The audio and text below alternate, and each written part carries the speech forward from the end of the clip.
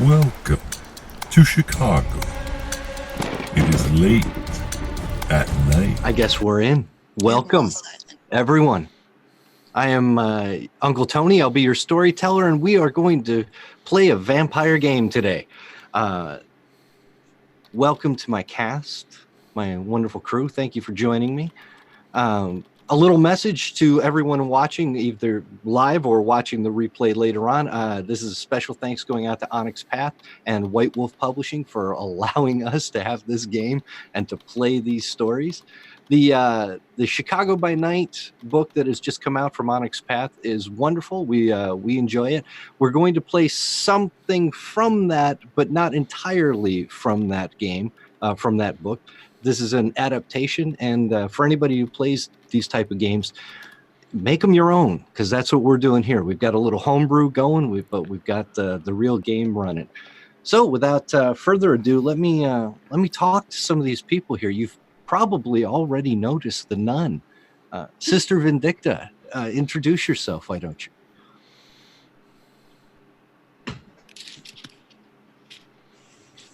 Are you muted?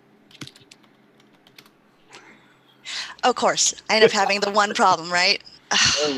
I love your habit. You look wonderful. Thank you. So hopefully I can do it some justice. You're wonderful. So you are the Mother Superior of the Resurrection Convent. Yes, I am.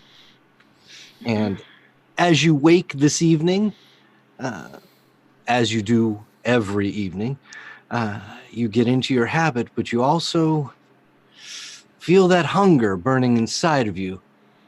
Would you like to give me a rouse check, the first one of the evening? Not really, but okay.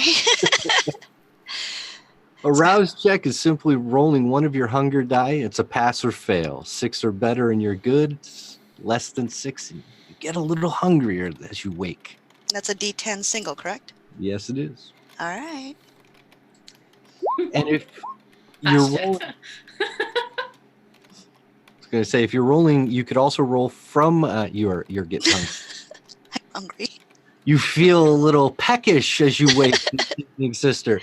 But you could also roll that directly from your roll sheet. You can roll your hunger dice from the bottom of that sheet if that's. Oh, I see. Yes. Okay. For anybody else, if you're rolling live dice, please just call out the responses so that we know what you got. You can just say pass or fail, or you can tell us what you got. But let's move on. Bonjour, Arthur Valant. Bonjour, mon ami. Or bonsoir, I should say, is more appropriate. How are you feeling this evening? Oh, I suppose we will see. This is all new to me, so this will take a little while to sink in. Rousing is just rolling your hunger die. There should be a point for it on the sheet, and makes it simple enough. The difficulty? It's no difficulty at all. When you roll, it's just a pass or fail. 6 or better, and you're good. Less than 6, and you get hungry. Barely. 6. So 6. Oh, this is too easy for you. Waking and feeling rested. Most of your hunger, for all of you, will be set at 1 die worth of hunger. So you're never actually full. There's always that little gnawing at your stomach. But to slake all of your hunger usually requires taking a life. Not that anybody seems to mind. I don't know. But since I hear some giggling, why don't we talk to you, Lilith? Yeah, I'm Lilith. A little bit of someone who's trying to stir some stuff up.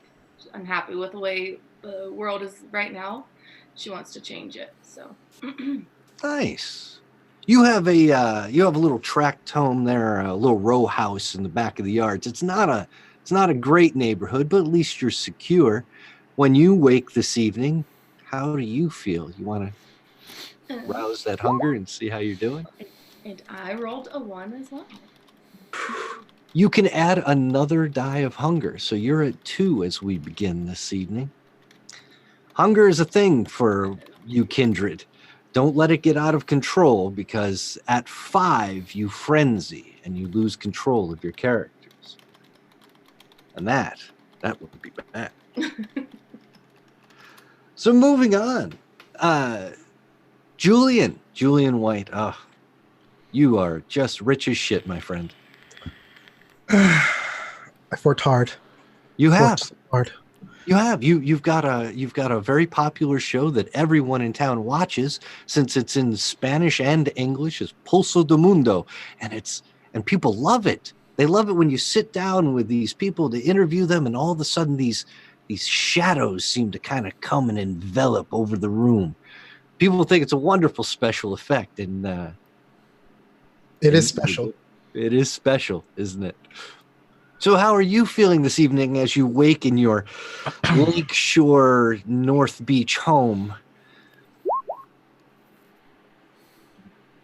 Jeez. Oh, you rolled a 10. That's what you got. Yeah. Oh, and Lilith, you actually, this is why the rolling from the page is a little confusing. What the 1 is showing you is actually your success. Oh. Yeah. Hover over the number, And you'll find that you had rolled an 8, and Alright. Julian gets a green 1 because he rolled a 10. Nice. Which really for a hunger check doesn't mean anything except that you're fine. You got that little peckishness that you're used to, but just stretch a little bit and you're ready to go for the evening. Now, all of you should have received a letter from someone. There are actually other kindred behind the scenes, pulling some strings, trying to get you all to do certain things. Tonight, there seems to be big happenings in Chicago. So let's start there. It is late at night in Chicago. So let us play. Done correctly, my will should take us to a battle map.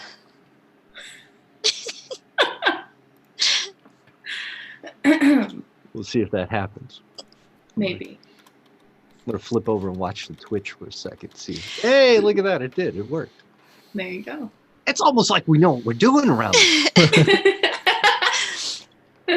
Actually, I can't have Twitch on mine. It's distracting. Now you know. Now Yeah. you know, Malenre. Okay, fine. And I should explain, when I address you as the player, I'll use your real names. When I address you in character, I'll use your character names. So now you know Malenre. What it's like having to deal with those people on Twitter or Twitch when we're playing a game. Anyway, tonight in Chicago, it's a beautiful night. Clear, cool, crisp. The summer is coming to an end. And this is such a great city. Chicago, a city that's used to being insulted. No matter what you, is it the Windy City? Well, that's certainly not a compliment. Is it the second city? Second to what? New York? That's a double insult. If Chicago was second to anything, it should be second to Paris or Milan or the great cities of the world like Constantinople. And that is what the Camarilla believe. Camarilla to the low clans, Camarilla if you're higher than that. Each of you had been asked to meet somewhere this evening. From where you are, it may be difficult to get there. Starting with you, sister. Your convent is up in the Norwood Park area, which is just east of O'Hare. So you're a little bit north and west of the city, and you are due west of where you are meant to meet this evening. Do you have transportation? Of course. How do you get around? In the van. The convent the van for van. the convent, Hmm. convent van. I just have to make a small Full nip habit out. this evening? Yes, always. Oh, so are you going to maybe stop and take care of some hunger on your way? Possibly. There's always alleys. There is in Chicago a section of Chicago known as the Rack. The Rack is a free feeding area. No kindred can claim this as territory. No kindred can claim control over this area. And all kindred welcome in the city are welcome to feed there. As always, the masquerade is in effect. So do not breach the masquerade. Do not allow the mortals to know what you have done. But they are, after all, your food. So, if you're, do you drive yourself, sister, or do you have a driver?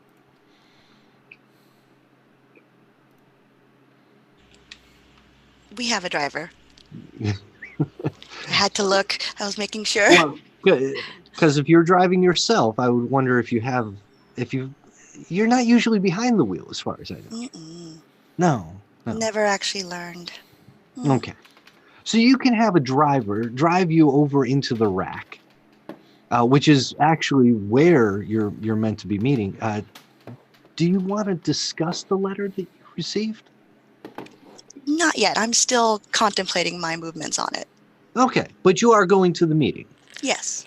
Okay.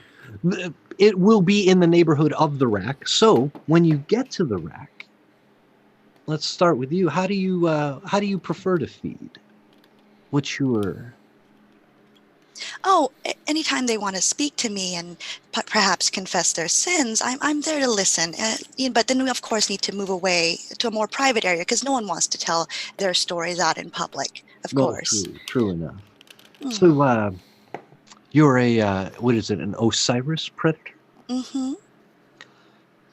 Give me a roll for that. Do you know what that is? I don't know where to roll on that, no.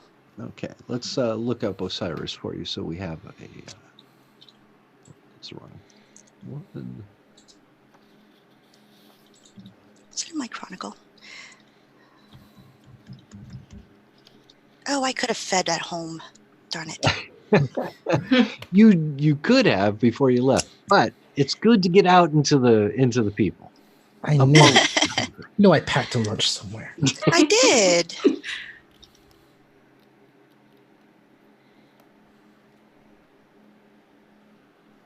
Did you find it? Yes, you are a celebrity among mortals, sort of. They know you because you are the mother superior of your convent. So you feed from worshipers who kind of treat you that way. Mm-hmm. You let me see, where's the role for that? Looks like it's manipulation and subterfuge or intimidation and fame. There it is. Manipulation and subterfuge. Are those good stats for you? Mm-hmm. Now, on your character sheet, you'll find that there is a role next to your skill. So go down to Manipulation? No, I think I want you down. Oh, the actual Go skill? to the skill first. Mm-hmm. Click on the dot at the end of it, and for rolling. For which skill was that? I'm sorry. Because manipulation was a trait. So you want me in my skills? Manipulations. Do you have subterfuge? Yes, I do. Then use your subterfuge. Pardon me. Okay. And then when you click on subterfuge, it should give you an option to add manipulation as your... And no modifiers right now, correct? No modifiers right now, but just roll it and see what happens, and we will... So you're rolling 5 dice. One of those is your hunger die, which should be wrong. At the bottom of your sheet, Mm-hmm. there's hunger. Click Okay. on the second dot. Okay. There we go. Now, re-roll that again. Reroll it? Okay. Because you're going to roll different hunger dice now. Okay. And then that was with manipulation. So Right. there? There you go. You've rolled 4 dice and got 4 successes. You've rolled 2 hunger dice and gotten 1 success there. 4 is usually the threshold for what you need to be successful. your predator type, I should say, and this goes for everybody, when you roll for this, it's not about whether you successfully feed or not. You will always successfully feed. This is about how easy it is to find the one that you're looking for and how long it takes you. In this case, walking around in your nun's habit, you notice the Catholics. They turn their heads. They look to you. Some of them kind of put their head down in that way where they they want to talk to you. They want to come close to you. And all it takes is for you to put your hand on one of their shoulders. You lead them off into a quiet alleyway and they begin to talk. Sometimes they cry. But you hold them close and you sink your teeth into their neck. What they feel is a sensation of godliness. They feel closer, spiritual even. What you feel is so much different. It's like what fine wine was when you were alive. It's the thing that tastes best in all things. You can't eat food anymore. You can't drink regular wine, but this is better than all of that. Your choice now is how much hunger do you want to slake? You can reduce yourself by 1 dot of hunger. You'll leave this poor, crying, spiritual person alone, and they will contemplate the amazing experience they've had and never quite understand it. Or you could be full. You could slake all of your hunger and leave a husk of a human behind. It's a little too risky for me, especially since I have to make it to a meeting. So, no, I'm not going to slake completely. It's always an option. Mm. But you're right. Never usually the right choice, especially in a city that prides itself on the masquerade. You don't leave bodies just laying around. We appreciate that. Thank you. Lilith, you're coming from the back of the yards neighborhood. You too have received a letter, and yeah, retconning, you're fine. You did not get any hungrier when you woke up this evening. So don't add a dot to the bottom of your sheet. But if you did get hungrier, any of the other players, please do that. Lilith does not really belong in this neighborhood, does she? She's a little too pretty. She's a little too young, and this is a nasty neighborhood. From here, you need to get to your meeting, but do you want to talk about the letter you received? Did you read it? I did read it. Making sure. Yeah. And it was pretty much nothing out of the ordinary. I'm pretty new to this whole thing, so pretty low on the totem pole, so I tend to listen when Portia asks me to do something. Fair enough. You don't have a car, though. Correct. So how are you going to get up to the north end of town there? I mean, is it possible to walk? Chicago is a city of sprawl. It's one of the largest metropolitan areas by acreage anywhere in the world. I think only Mexico City is actually bigger, so probably no. I would. There is public transportation. Right. That's where I was going to go. Is I would go ahead and figure out, go to a bus stop or whatever I needed to do to get there. Your neighborhood, in case you don't know the history behind it, the back of the yards it refers to the back of the slaughterhouses. Okay. The places where they used to bring all the cattle and beef and slaughter it and send it off to market around the world. That's one of the hallmarks of Chicago that made it great.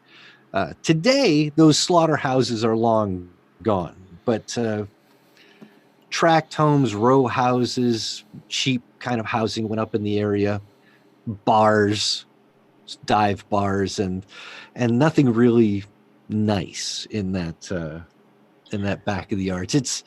They've attempted to gentrify it several times, but nobody actually seems to want to move down there, especially considering what it used to be.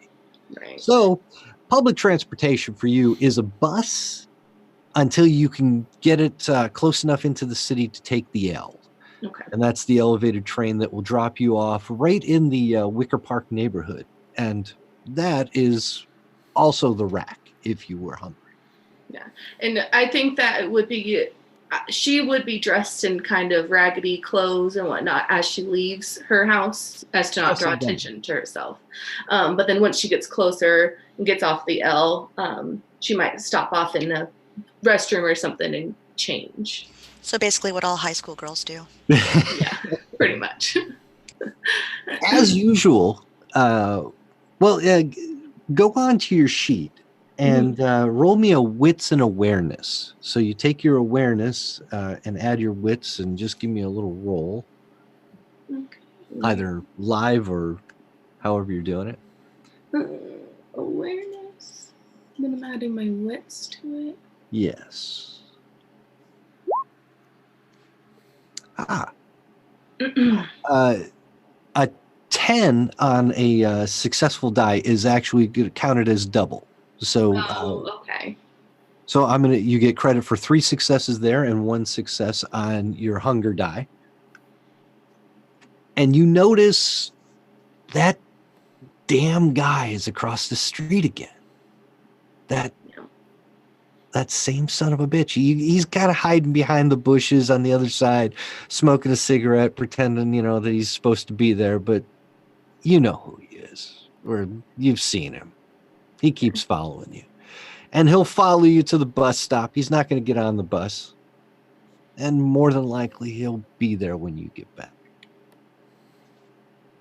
All right. So you're on your way up to Wicker Park on the public transportation. You'll get changed and look presentable when you get there. Arthur, bonsoir. You're in your haven, I imagine, yes? Okay. And that's a nice basement apartment underneath the Lion's Den boxing gym. Mm-hmm.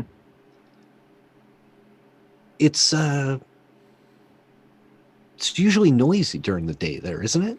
I mean, hard to sleep, hard to... The few layers of concrete and red brick and iron, as well as a lot of people breaking their New Year's resolutions. It's an older place. It's, the regulars are those I can gamble upon. Ah, good.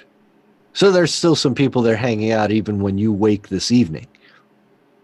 It's the ones I know, most likely, yes. How's your hunger? Are you feeling it? A twinge, but I had worse. Well, you received, as everybody did, a letter. Of course, you are all unaware of everybody else's letters, but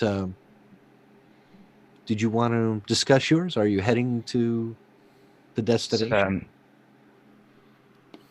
Arthur has been, pouring back and forth, reading and rereading.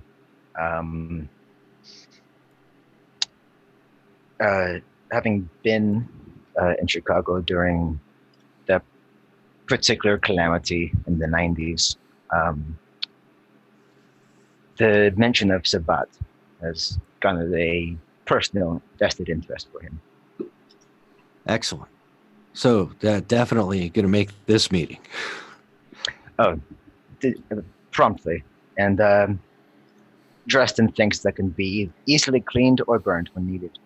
But before going, he's just going to make his usual call sign to Napoleon to bring over his massive Caucasian of Charka. I love your dog. He's wonderful. He travels with you everywhere you go, I imagine? This precious creature has been with me since my embrace. Yeah, nice. Ghouled dogs don't have that same problem with lifespan that a mortal dog does. And some extra abilities, so that's nice. Do you? We talked about you having a vehicle. Most likely, probably in a near a parking structure somewhere nearby. Taking the vehicle though, throw the dog in the back and drive over. The only person who sits in the Chewbacca seat is Napoleon. Then right up front with you. Of course. I love it. Then, yeah, it will be easy enough for you to get there, and in plenty of time. Other people are coming from further away. It'll take them a little bit longer, but you'll probably be the first to arrive. You're going to the Wicker Park Secret Agent Supply Company. It's a kitschy little tourist stop up in the Wicker Park neighborhood. But you're pretty close, so it won't take you long to get there. That boxing gym is just a little bit closer to the city, not far away. Julian. Yes. I just imagine you just wandering your sprawling manor and mansion in your robe and just getting ready for the evening's events. How are you thinking? When I get up, my bedroom, which is very large and is full of windows that are obviously shaded over. Mm-hmm. However, the very tops of them are slatted, and it just lets a bit of moonlight in and just creates just shadows that move across most of the surfaces. I get up and go in. As soon as I get up, everyone that works for me knows that it's time to go, because I get up at the same time every day or night. And I walk into my large walk-in closet, and a man whose body looks almost identical to me walks in, and I just hold up my clothes against him because, unfortunately, the mirrors don't really work on me. Yeah, you're you appear in them, but you're kind of translucent. It's very weird. It's hard to do makeup, It's horrible for style. So I just hold my suits up to him, and I try it on him. And when I decide that I like what I see, I just have him lean close, and I just drink. Excellent. Yeah. Is this your preferred style of feed? Yeah, I have people who, because of what I do, I end up having to get sources for information, and these people, with their cell phones and their technology, I mean, there's a reporter everywhere you look. Yeah, then they know things. And they know things. Well, super. Since he is your retainer, he is obviously part of your herd. There is no role necessary, but you can slake your hunger down to 1 dot. You don't want to kill your own retainer. I only had 1 dot. I just like drinking. Oh, okay. Then this is just for taste. Absolutely.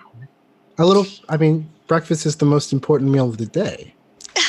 It's what keeps you healthy. You have a very light schedule when it comes to your business world.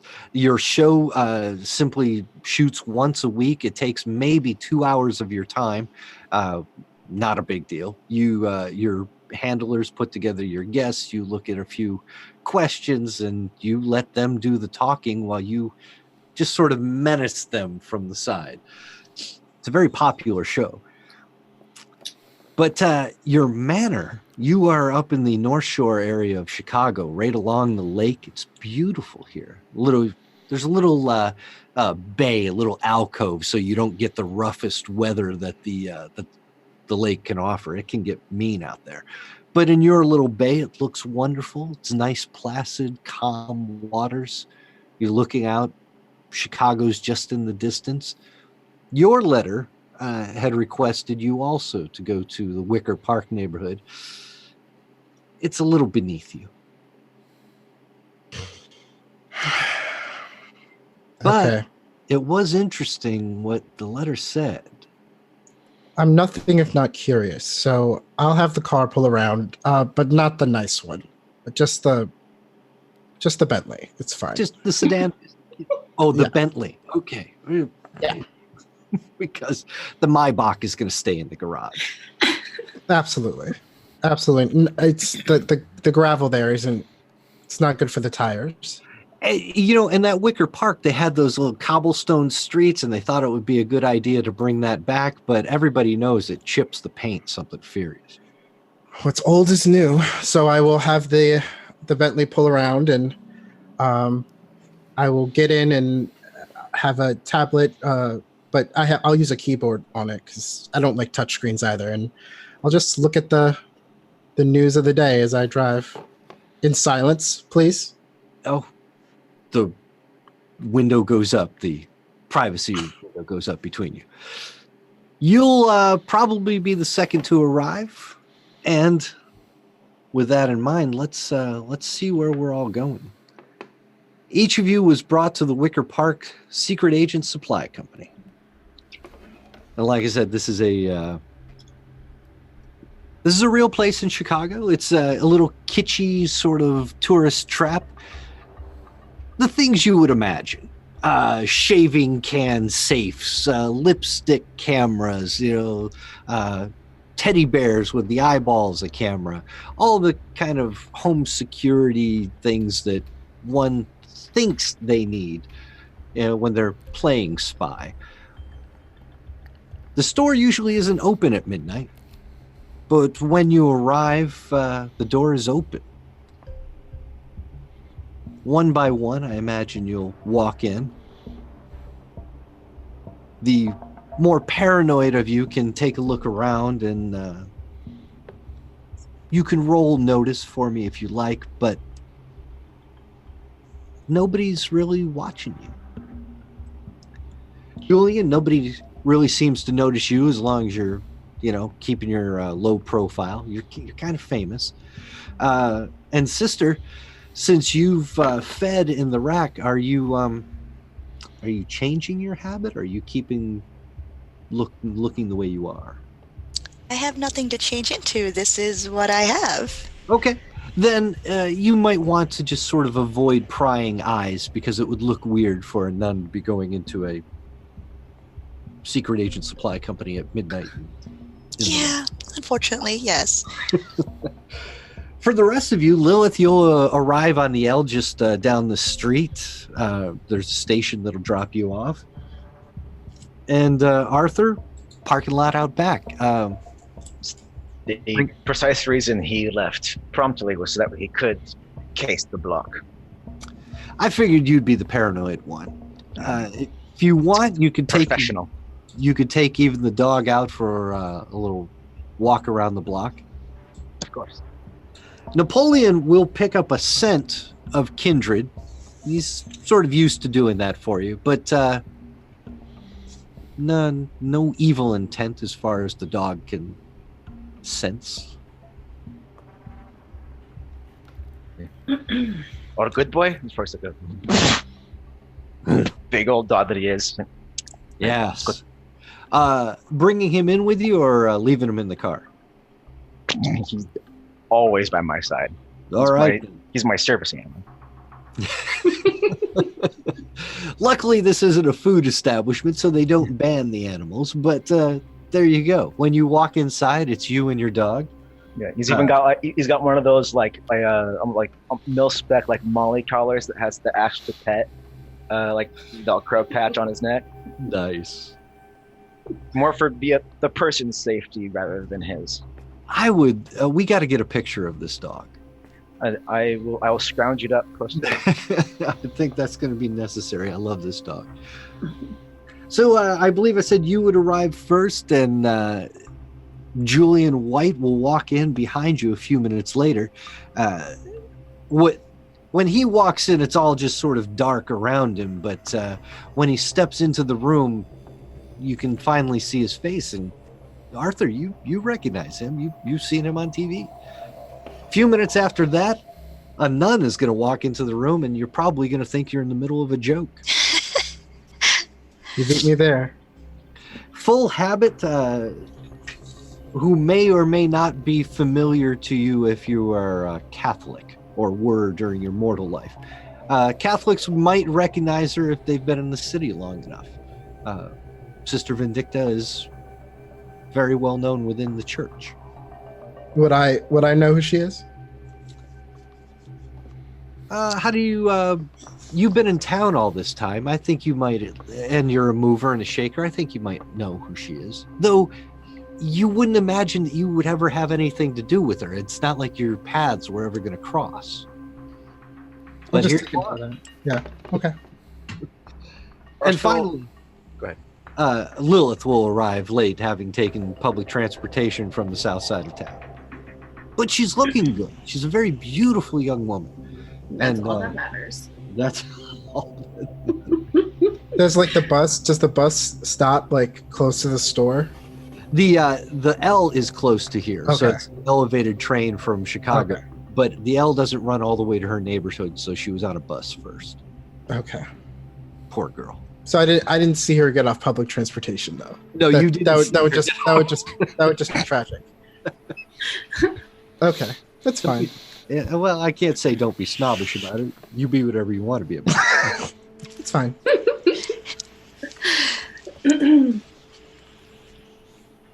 This is an awkward little group meeting.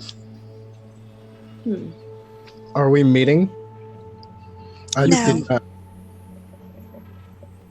You can introduce yourselves if you like. You are all together in the room, and no one else is there at this moment. Hi, it's a pleasure, Julian. Hi, Vindicta, sister. Interesting. Come here often? No, of course not. I'm here for a meeting with an old friend. An old friend indeed. And from out from behind the counter comes a hideous Nosferatu, dressed sharply in a very nice Armani suit, matching his gray sort of skin tone. His big ears, his jutting jaw, and mash of teeth in his mouth. He tips his hat, a very nice gray fedora, matches the suit too, and says, "I'm Cedric Calhoun. How y'all doing?" Quite well, Cedric.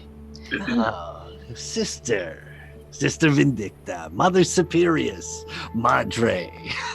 Sister is fine. Just fine. You know, I was told the other three were coming. You weren't exactly on my list. I'm doing a small favor for a mutual acquaintance, I'm sure you know. You're gonna travel with these guys? Travel? You know where they're going, right? I'm just here to pick up something, right? Oh, not for me, you're not. Let's I knew get on it. to the business with the rest. All right, cats. Oh, holy shit, Julian White. Well, how do? Pleased to meet you, sir. I hadn't. They said you were coming, but I thought that you wouldn't really be here. Holy cow! Of course. I mean, this kind of grassroots establishment is exactly the type of place that I would love to be. That's wonderful. I don't want to presume, but if you'd want to mention it on your show, you say I swung by this nice little shop up in Wicker Park. That would be. I was just thinking the exact same thing. I mean, local businesses, right? Right. But you're here for the thing in Gary, right? I mean, Yes. okay. All right. Just check it. Just wow. I mean, you guys, you got to understand. Big things are happening in the city. And who might you be? Oh, Sorry, we weren't formally introduced. And I'm Cedric. pointing at Arthur. Calhoun. I've got some business interests around town. I'm the guy who writes a lot of the Kindred paper stuff. I keep my ear to the ground, but I kind of put together a little group because we got some problems out in Gary. Boy, I don't know if you all heard, but you, Arthur, Gangrel, you big, you're here specifically because we got to deal with some other Gangrel out in Gary, and we're hoping that you can help us, right? You speak Gangrel is what I'm saying, We habla gangrel. Yeah, good. Look, seriously, you might have to intimidate some people. You might have to, get a little dirty. I'm hoping it doesn't come to that, but just in case, that's why you're here. And you, and you, Pretty, you're here in case we need to do the other thing, where it's all sweetness and niceness and light and and please and thank you and that kind of stuff, right? Yeah, I can do what you need me to do. Do you guys know what happened? I have no idea. No, Calhoun. I have a feeling we're about to find out. I've heard whispers. Your whispers are probably true. Refugees? From the Sabbat. Your kind. Or, well, your kind. We think some La Sombra are coming to town. Real La Sombra, not like, this guy here. No offense, but, you're a local. You're more like one of us. And I take that as the highest compliment. I'm just saying, when they come from the Sabbat, when they come out of, Mexico City, when they come out of Egypt, when they come out of those weird fucking places and they come here, who the hell knows what they want? But that was 3 nights ago. The prince announced it to the whole of the council and everybody went batshit. And I mean, everybody went batshit. Khalid tells me that Rosa Hernandez is pissed about this. She doesn't want him in town. Newberry, he flipped his wig. I mean, he's a Malkavian, so flipped his wig is like normal for him. But he went, I shit you not, he went and obfuscated himself, and nobody's even seen him since. He won't come out to play anymore. The guy's fucking nuts. And all of this because we heard some La Sombra were coming to town. The next night, the trains out of Gary got graffiti on them, and we know how to read that kind of stuff, and it's Kalaka telling us there's an emergency. The council and a lot of us don't think these things are, not related. So, you got to go to Gary. You've got to find out what Kolaka knows. We got to know what this emergency is, and you got to bring that information back here quietly, hopefully. Are we there? You guys get me? That is what I was told I had to do, or asked to do, in a way. Oh, I hate it when he writes this way. I guess I'm in. I'm curious now, actually. Okay. Yeah, I figured, with the council being all up in arms, other people would be interested. So maybe it's not so strange you're here, sister. Or even the La Sombra. I mean, all right. Here's a handout for you. He's going to hand you a folder that has the information that you need. On your handout, you'll see something that says Gary Instructions. Gary Instructions will ask you to take a very specific route to Gary, Indiana. Damn. Why damn? I was hoping to fly. It's so much quicker. I think, we're going for quiet on this one, which is, okay, well, probably more bad news, but I was going to give you the van for the company. It's...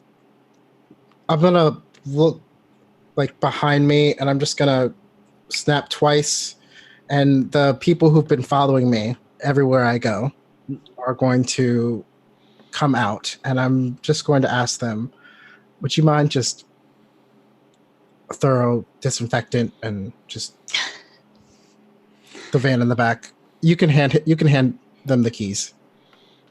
A retainer actually pops his head in the door, much to Cedric's surprise.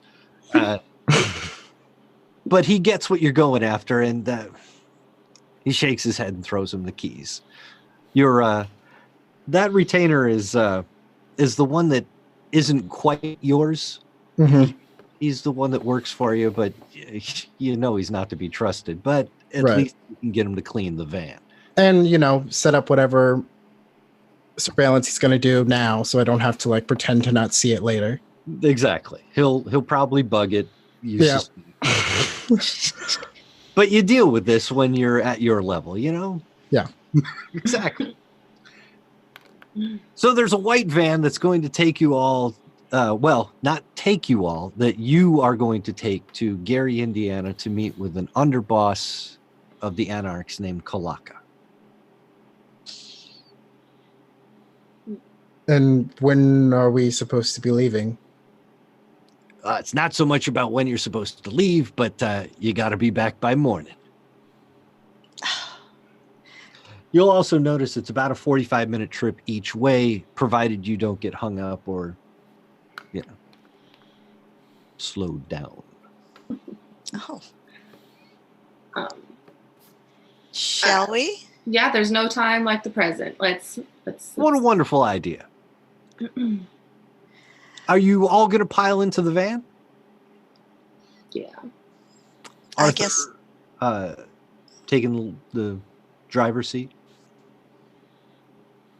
Yeah, he's the. Are you gonna volunteer for it, or What is the Ponce's name? Julian White. He's not gonna trust a gangler behind, or not that. Yeah, a ghoul behind the wheel. A gangler behind the wheel. Don't trust that either. But yeah, he'll just go to Julian's ghoul and just go, keys. He's not a ghoul. Well, then Or is that one a ghoul? Julian's talking about his ghoul that was cleaning the Yeah. retainer that was cleaning the van. But you're probably not taking your retainers with you. This is just you guys in the van. Yeah, Julian, just you cleaning. might end up being followed, but you know who's going to be following you. Yeah, he's just cleaning it. yeah, he's just gonna snap his fingers and just go, keys. He has no reason not to give them to you. Is your dog coming with? Of course, he's the one I trust. The little gunslinger spin to the keys, stuff them in his pocket, and then turn to Julian. Julian tried inquiring as to who Arthur was, since there was no real introduction. So you can just call me Insurance, and just extend his hand for a shake. Hi, Insurance. I'm Julian. It's a pleasure. I'm sure it will be. And we haven't been formally introduced. You're quite lovely. I'm Julian White. I'm Lilith. I'm looking forward to working with you, sir. Of course. Charmed. I would say after you, but it's probably best that I sit in the back. I just don't want to sit next to the dog. The dog, I believe, is going to take his rightful place in the passenger seat. Which I'm fine Co-pilot. Excuse me, the manners of these people, huh? They probably like cats. So I saw that your companion was here, so I had what's the retainer's name? We had not yet decided that. What do you like? Oh, you're not going to ask chat? I don't know. Do we have anybody watching? Since that's a thing with the other stream, I was just like, Oh, look who's out Continue. there. Narvin. Narvin. Narvin, do we have the gangrel package in the trunk? And he'll say yes, and he'll go and take out some, like a dog bed and dog treats, and put them in the front seat. Wow. That's nice. He comes prepared. Sorry, Napoleon has, it doesn't usually. He's being spoiled. sorry. It's not of the highest quality. This is my junk car. So Wonderful. Just flick one to Napoleon. One to him, one to Napoleon. Yep. Let's. I climb into the middle, one of the middle seats. So I'm sure it's one of those long vans, right? It is. You got plenty of room. The trip to Gary is going to take you a little while. It's about 45 minutes out. Arthur, are you following the instructions you were given? Because you were specifically told to avoid the I-90 because it has CCTV cameras. The route you're taking does not. He'll follow the route as best he can. If traffic or construction forces a detour, he's definitely not going to be going close to the was it Wolf something National Park. That's I can see your aversion there. The North remembers.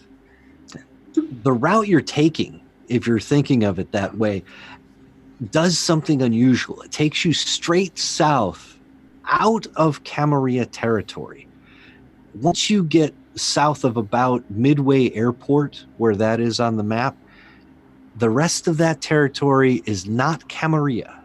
It's not technically Anarch territory either until you start getting further east into Gary, where they have their own little barony.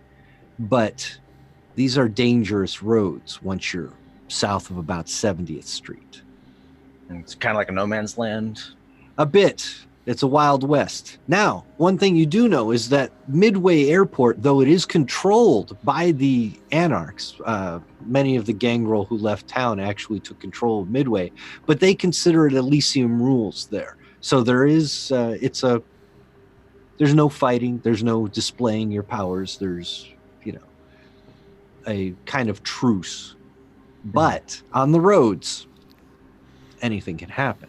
So, give me a wits awareness roll. All right, wits awareness. Ooh, real dice. I love it. That is a 6, a 7, and a 4. So 2 successes. You only rolled 3 dice on your. Oh, I have the hunger dice for a thing. He just wanted to roll another click-clack dice. The goblin. That is a failure on the hunger die. You, the only thing you notice is a car following you, but it's Julian's car that he had arrived in, and it seems to be a little ways back with that retainer driving. He's just looking there at you and just. He's not following you, like, sneakily. He's very, very, very obviously. Julian's reading a book. It's weird that you kind of understand that Julian spends his life or unlife under surveillance in one way or another. It's odd. He seems to be used to it. He's just trying to swipe. Actually, if you're using a tablet. Oh no, I'm reading a book. Okay, because I was going to say about once every 3 swipes it works. No, actually, I like that better. Let's just do that. I have an iPad and it has a tablet, but this van suspension is just the worst. So I've given up trying to type, and I'm just like flipping through emails. But even worse, he's a fast reader, so he's spending most of his time trying to. There has to be a better way. So since I'm sitting in the middle, and you know how you normally end up watching the driver's eyes through the rearview mirror, do I see him look back? Just like kind of that odd. Well, like, I don't what is know. Is it like a panel van, like your typical like service vehicle, or is it just like a normal like? Oh, like it's SUV? got seats, yeah, but it's a van. Okay, good. It's a passenger van rather than a commercial van, but it's got the Wicker Park Secret Agent Supply Company logo on the side. As we drive, as we start to get closer to places that Julian doesn't go to anymore, he's just gonna kind of put out his hands, and just the shadows that are constantly on him are just gonna kind of spread to the side windows, because Chicago allows for tints up to 35%. So he's not gonna break any laws. He's just gonna. Well, this van with its untinted windows is suddenly getting a little bit darker for everyone. Not the front or the back, so that our driver can see. Arthur, when you look in the rearview mirror, you can see that back window is kind of glossing over with some dark tint. The sides seems a little bit darker around Julian. The glow of his tablet still shining up on his face. Briefly, hands off the wheel, just like, yeah. The shadows. I was going to say that Julian manipulates. They're real shadows. They move in ways that you don't expect, and when you notice them, it's a little off-putting because it's very unnatural. But go ahead, Lilith. I probably would use my best innocent voice and ask Julian how he does that. Do what? Manipulate the shadows. At this point, I'd probably turn around and look. Oh, it's boring. And when I say it out loud, it sounds so cliche, which I try to avoid. I am the shadows and all of that. I am the night. But, Is it something you just learned to do? Or have you known your entire life? Would you like me to teach you? I would love to be taught by you. I will. He will flip the keyboard back open, and he will start to type a note to himself, and then he'll take out a card. It'll say Omni Media Group, and it'll have a number on the back. Then give me a call if this goes well. Well. That's a very good contact for you, Lilith. Yeah. This is the Julian White. Right. It's a big deal. He's in the car with me. Yeah. You might even be a little starstruck with that, but boy. It took a lot of courage for me to say anything to him. So I'll ask, and how did you two? Because I'll assume that Arthur is focusing on driving as he should be. How did you two get pulled into this strange clown car? I thought I was doing a simple favor, but as always, it's all in the wording. Be careful with that, mind you. Of course, sister. I don't imagine it'd be easy to pull the wool over your eyes. I didn't think so either, but I'm still learning a new trick, it seems. The undeath. And how about you? Same, essentially. I was asked to do this, and I went. I need the experience. I need to get out into this realm, figure out how I fit into this new place. Oh, young.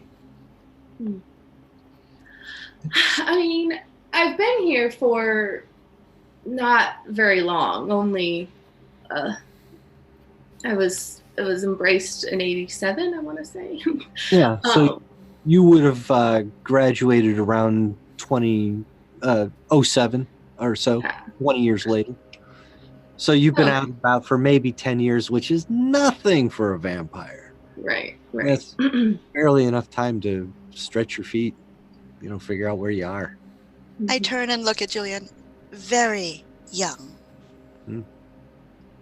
Are you gonna corrupt her sister? No, of course not. I'm here to protect the flock. I've heard stories. Oh, stories. Everyone makes up stories. That's why they're interesting. Which ones are true? What have you heard? Do you... I hear you guys are into some, I mean, even for my reputation, fairly dark things. Oh, you must be talking about the discipline.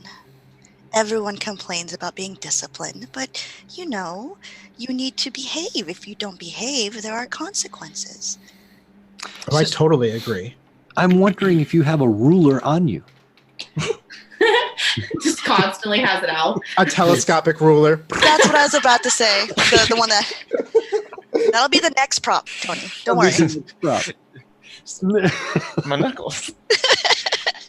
Yeah, Arthur may like just hunch over the stage. It's just pet his dog. grab the underside of the wheel. Trust me, sister. Unlike some of the people that you might have run into, I am not averse to that philosophy. I think a little bit of structure would do everybody good. Oh, good. Then we'll get along just fine. That is my sincere hope.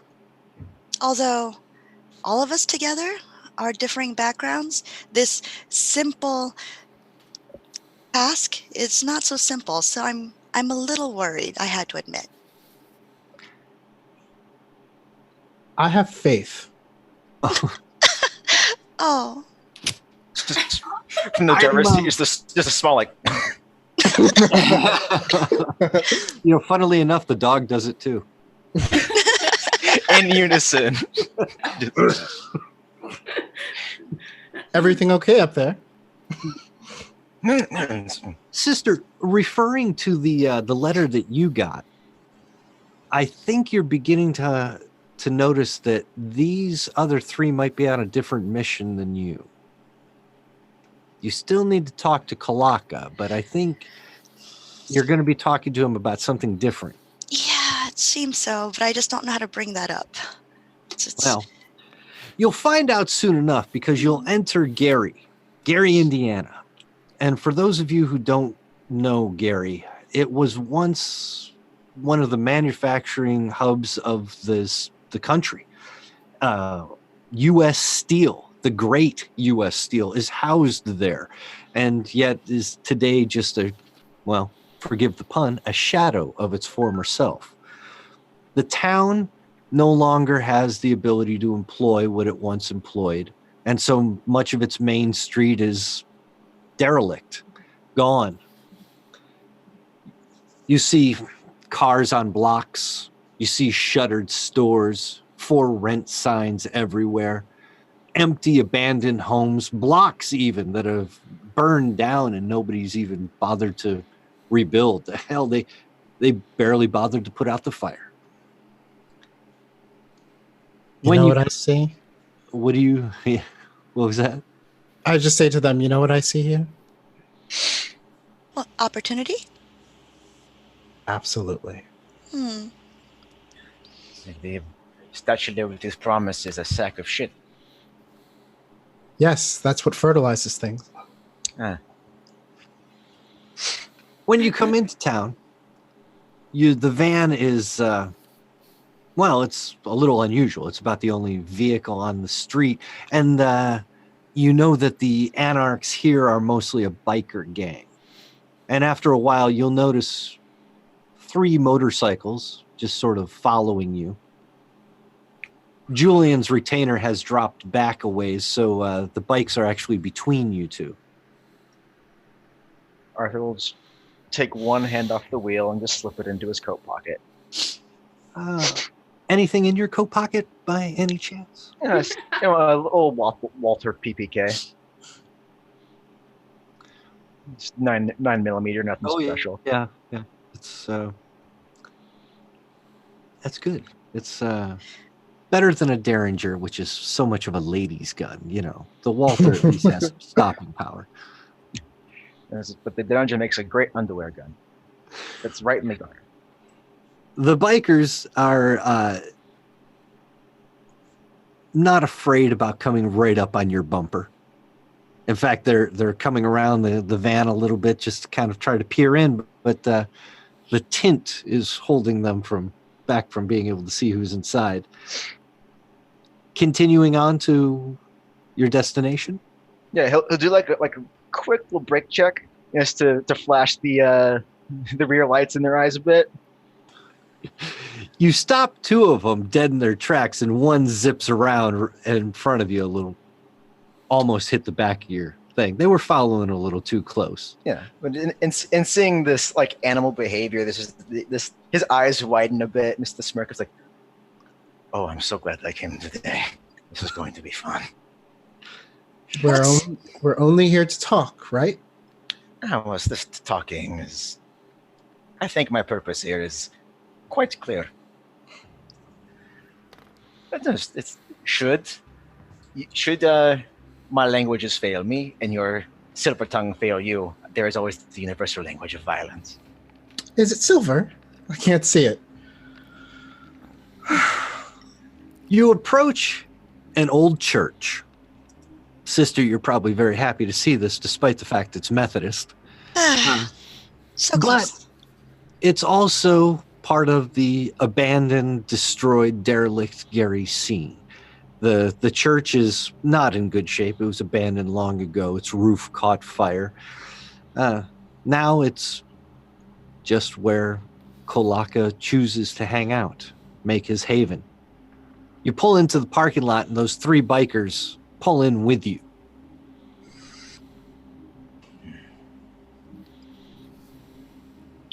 Is this the welcoming party? Probably. Two of them are stopping up behind you. One of them is getting off of his bike and coming over to the driver's side window. You'll hear a knock. Yep. Release the pistol, not bring it out, and just go. It's two nice moleskin gloves.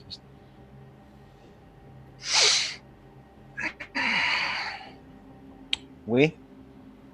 Are you lost? You must be lost. Do I look like I might be lost to you? I see and I smell Camarilla shit. Well, you know what they say, shit always flows downhill. Isn't that right, Napoleon? So just so I'm clear, Kolakis and these guys, who they're anarchs. What you know and what you were around for in the mid-90s is after the attack on the Succubus Club by the Lupines, there was a great exodus of the clans from Chicago. Many of the gangrel under the leader of Inishi left the city. It's hard to travel, though, as Kindred, as everyone here knows. It's hard to make it anywhere. So many of them just made it as far as Gary and set up shop. Gary's an anarch barony, but it's really just the Wild West to, the Kindred who don't have any leadership anymore. Like I said, Gangrel ended up here. There aren't many left in Chicago, though Rosa is trying to put the clan back together. These Gangrel seem like they left Chicago around that time, and they're sick of them. So are you going to step away from my door and let me out, or are you going to make me make you move? He steps back and lets you out. He wants to size you up. He smells another Gangrel, so that at least helps. And swing open the door and just stand to his full 6'5" and just tug on his coat and just go. You stand straighter than most Gangrel then. So the other one unhunches his shoulder and tries to stand next to you, but he finds that he's about 3 inches shorter. You should really see someone like your posture, my friend. Why are you? Gentlemen, please. We're all friends here. That's just a voice from the back. We can be. Are you? Are you getting out? Are you staying in? Are you taking part in this conversation? At that point, I'll probably lean out and say, Is everything okay? Oh, that's, clan tensions. Ah. Interior as they are. Isn't that right, my little friend? Ooh, he You said little. brought a nun with you? Well, Kinky. someone has to give you your last respects. It's gonna pat him on the cheek. Oh, he doesn't like that. You can tell he doesn't like that because when he clenches his hands, his fingers are getting just a little bit longer. I open the van door. Little vampire, you're up. I suppose I'd get out then and say, we have to talk to Kalaka. We don't need more attention than necessary. Kolaka. Huh? And then that's when I step in. I'm like, I'm actually here to collect upon a boon. Oh, I know why you're here. Oh, goody. Kolaka. The gangrel calls out, and a large Navajo-looking man appears at the entrance to the church. He nods a couple of times and waves you in. Just I'd follow, yeah. I step out and follow along, Mm, nodding my way. So everybody, we're all in?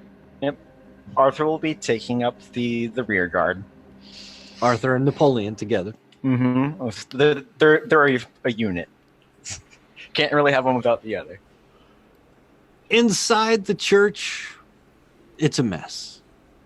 It's what you would expect from a gangrel haven. This is a clubhouse. It's a feeding ground. It's a motorcycle repair shop. It's anything but a church. I love what you've done with the place. Do you, though? They're making it useful again. It's nice to be useful. Kolaka is a serious Navajo man, now a gangrel. Turn that down just a little bit. He's got those world-weary features of the Native Americans, the lines that make the face hang low. He says, I sent a message 2 days ago. It's about time you showed up. We came as quickly as we were told to. I hope it's not already too late then. I sent the message to prevent a war. What kind of war? A war between your city and mine. A war between the Camarilla and the Anarchs. What can we do to prevent this war, assuming it hasn't started? What I do now, I do for my clan, for the Anarchs, for my sect. But I'm going to tell you something. A coterie has been hired from Gary. Bad men with nothing to lose. They're going to Chicago. I do not know what they intend, but it is almost certainly evil. It will cause a war if it happens. You must stop them to prevent it. I turn to the group and say, who has that capability here? That wouldn't be me. Kalaka, I'm actually here for Dusable. He said that you have a payment for him? Yes, I have that too. These are interesting times for sure. He didn't tell me exactly what, and I despise that man for not telling me what. He does not know, because I wasn't able to tell him. but it's a package you need to take to him. Mm-hmm. That's all. Just a package. It will explain itself. Probably literally. But first, let me give you the file that you need to take to the prince. These are the names and identities of the 4 that were hired. Oh, this is all you, Julian. I didn't want to step in, but I'll take. But I'll take the. As soon as she says it, I'll step up and take it. Yeah, the file I've made available to you in your handouts, although it doesn't have anything that you can actually look at. It has sealed dossiers on each of the 4 that Kolaka says was hired to go to Chicago, but they're sealed so that the prince is the first eyes to see them. There is a letter that explains basically what Kolaka says, but it does get into a little more detail. The letter says that a Ventru named Frank Gogan, square jaw, good suit, rich as shit, showed up in Gary looking to hire the worst of the worst. And he did. He found 4 anarchs willing to come to Chicago and do his bidding. Probably for money, maybe for status, maybe even to be let back into Chicago, and who knows? The letter explains most of that. The dossiers contain the identities of the 4. And where is Frank Gogan? Yes. I have not seen him since he left. But he took those 4 with him, and he intends to do bad things. Please don't take this the wrong way. I mean, Gangrel are nothing if not honest and competent. I am wondering, though, besides this early warning, what else do you intend to do to prevent this catastrophe? Nothing. You have to understand me. I am not a traitor to my sect or to my clanmates. I tell you to avoid the war. I tell you to give you the information so that you know that this was not a plot by us to undermine the Camarilla. But now that you know, I can hope they succeed. I appreciate his candor and honesty, actually. As do I. Again, I am not a traitor. I just don't want war. Well, let's hope you get one of the things that you want, at least. Whatever that may cost. Now, I understand that coming out here to do this sort of thing is beneath you, especially you there, famous one. I watch your show. Oh, thank you so much. It's okay. Well, Any more, and he won't be able to fit out the door. I was, I don't know if it would interest you, but as a payment for doing this for me to help prevent this war, and I could reward you. I don't know if you want it. Sister may not want to participate, but you do know that. And he strips off his shirt at this point, and what you see are magnificent tattoos all over his chest, up and down his arms, a full sleeve on either side, depictions of his unlife as a gangrel, his heroics, and even sometimes his shame, which he puts on his back. But all of these tattoos are new. And it's so hard to get a tattoo to stay on flesh that regenerates itself with every rest. How? fantastic. How does it stay? I have a guy. So if you would like a tattoo of your own, I have a guy who can give you one. But more importantly, I think the tattoo that I am offering is sort of a VIP tattoo. It will get you into a cool club in Chicago. I like it. What club is that? Oh, the Painted Lady. Edith Beaubien has this club that is for tattoos and bondage. A little BDSM, which to a kindred usually means blood, debauchery, sex, and mutilation. So that's what she offers. Mm, Sister. I'm listening. Oh, were you thinking about a tattoo? Only maybe. They're very small. They go on the inside of the wrist, and they're kind of a fancy looking triangle thing. And when you show it at the Painted Lady, they let you in. Well, I can't have it on my wrists, obviously. It wouldn't do if the habit slipped back. Is there any other place that could possibly go?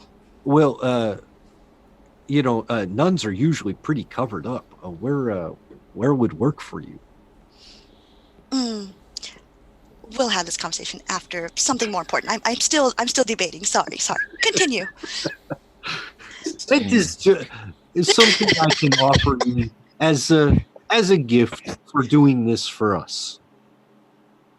I want to be walking around him as this is going, and I want to be studying his tattoos to piece together who this guy is and what he's done, especially on his back. You know what? Give me how about a wits investigation roll?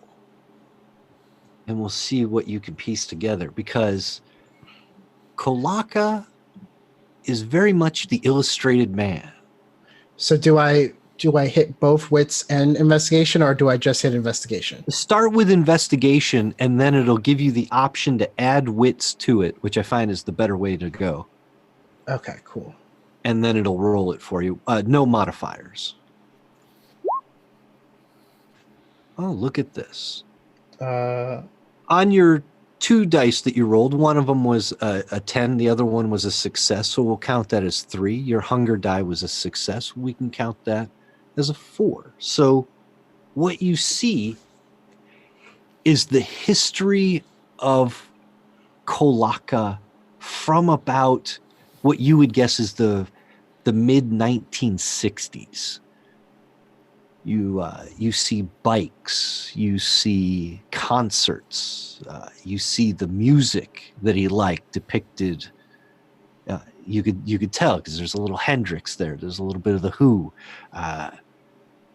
You see his story of falling in love with someone and losing her. Again, most of that is on his back. The loss, the pain, the things that hurt him the most are things that he doesn't want to look at when he sees himself in the mirror. But on his front are the fights and the triumphs, the giant battles. And towards his most recent, which you would assume is most recent, is a tattoo that illustrates his promotion, because he's now taking charge of Gary. He's an interesting guy, Kolaka. I'm just amazed that. Sorry.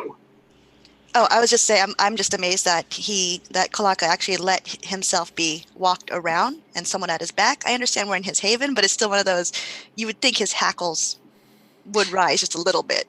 I'm no threat. He's also very proud of the art.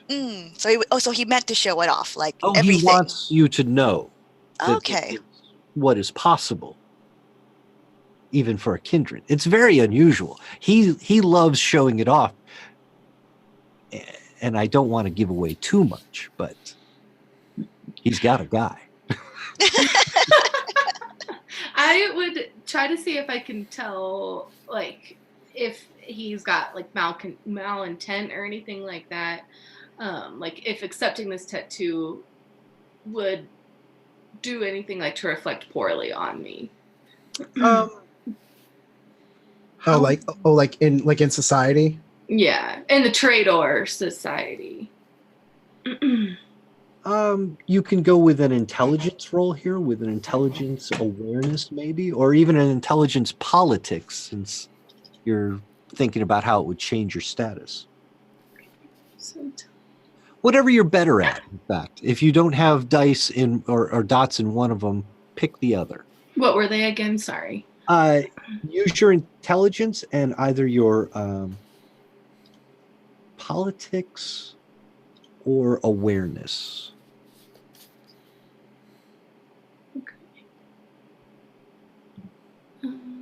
Okay, so let's see here.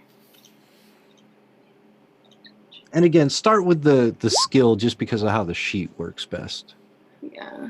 Another 10 and an 8, so we'll count that as 3, and a success on the hunger die, we'll count that as 1. It's the tattoo is unusual because he's offering you a Camarilla status tattoo. The Painted Lady is not open to anarchs. Okay. Painted Lady is a very private club, usually kind of a high-end debauchery club for members of the council and things like that. This is it's a place where you can get connected to other people for sure, even if you're not interested in what the establishment has to offer. Okay, yeah. I would be interested in the tattoo. I would want to be invited into a private club. That sounds right up my alley. Yes. Sister, you were considering it. We can, find a different place for that tattoo. I can't imagine why you wouldn't want it on your wrist, though. Just in case the habit sleeve falls back during sermon, during mass. Okay. So I'd rather have it someplace where Little no further one would up. actually, yeah. Something up on the arm. You would have to display it to get into the club, you understand?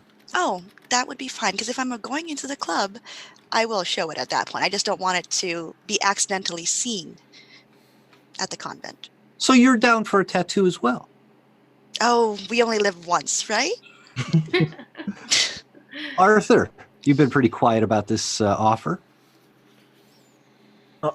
Arthur is, given who he is and what he's done, he likes to observe things before speaking in.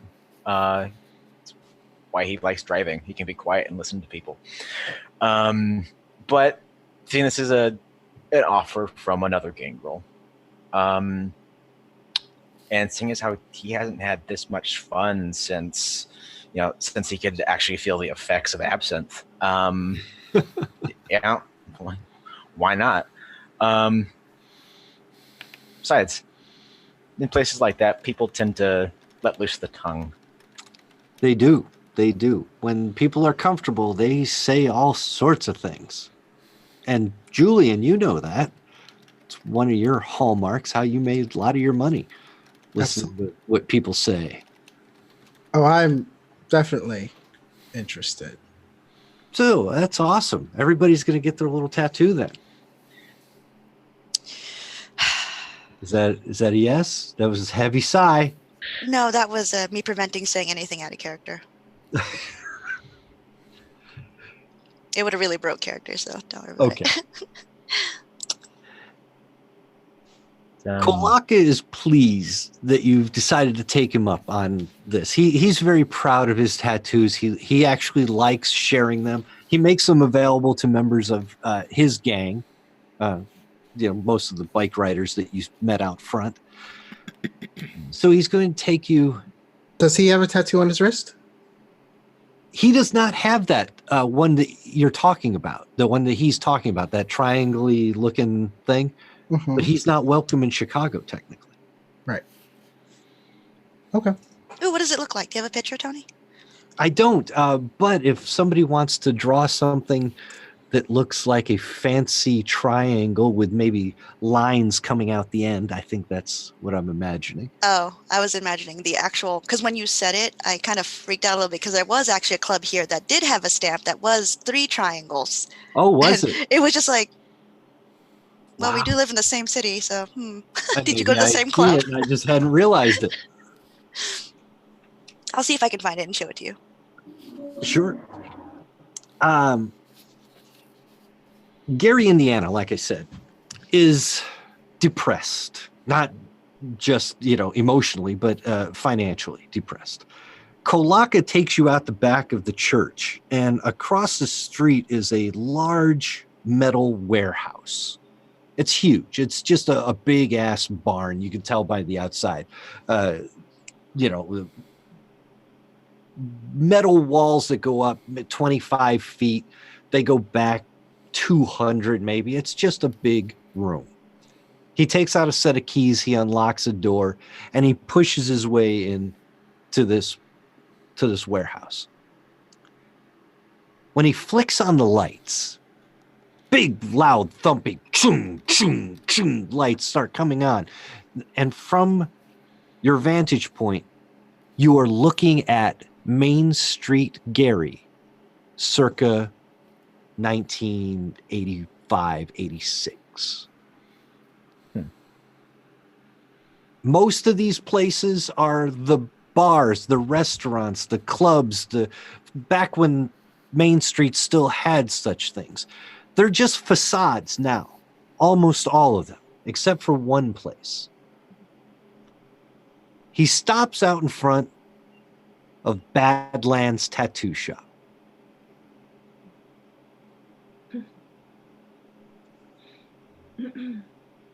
The Badlands is a legendary tattoo parlor in Gary, Indiana.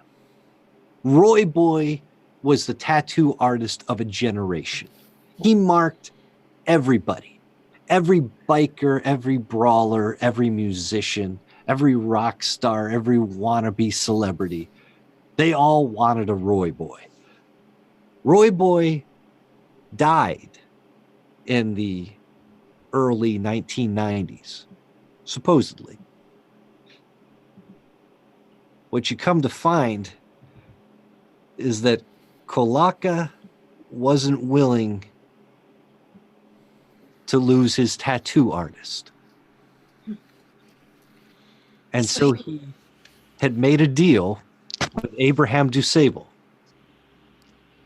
to keep Roy Boy alive or unlifed, to embrace him for the singular purpose of becoming a tattoo artist forever. Here he is now.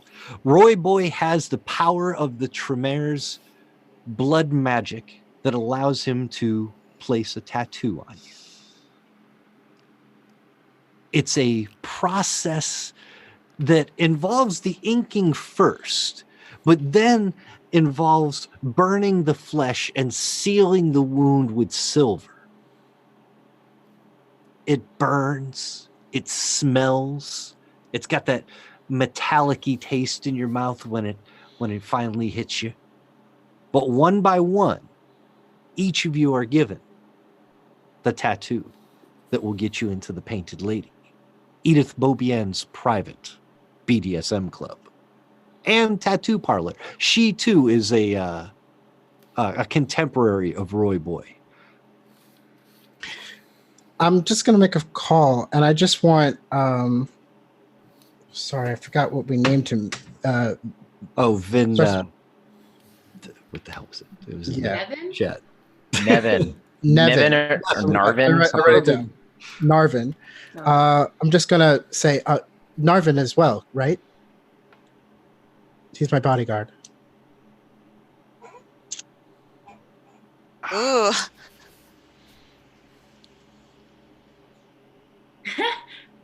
I think we're going to leave him outside.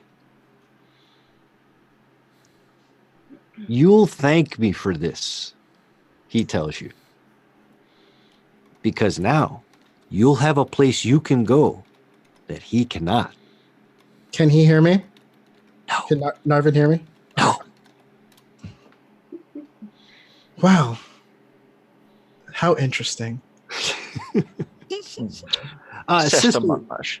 you'll get your tattoo a little up on the shoulder. Same design, same everything. It's usually found, down here, but to each their own.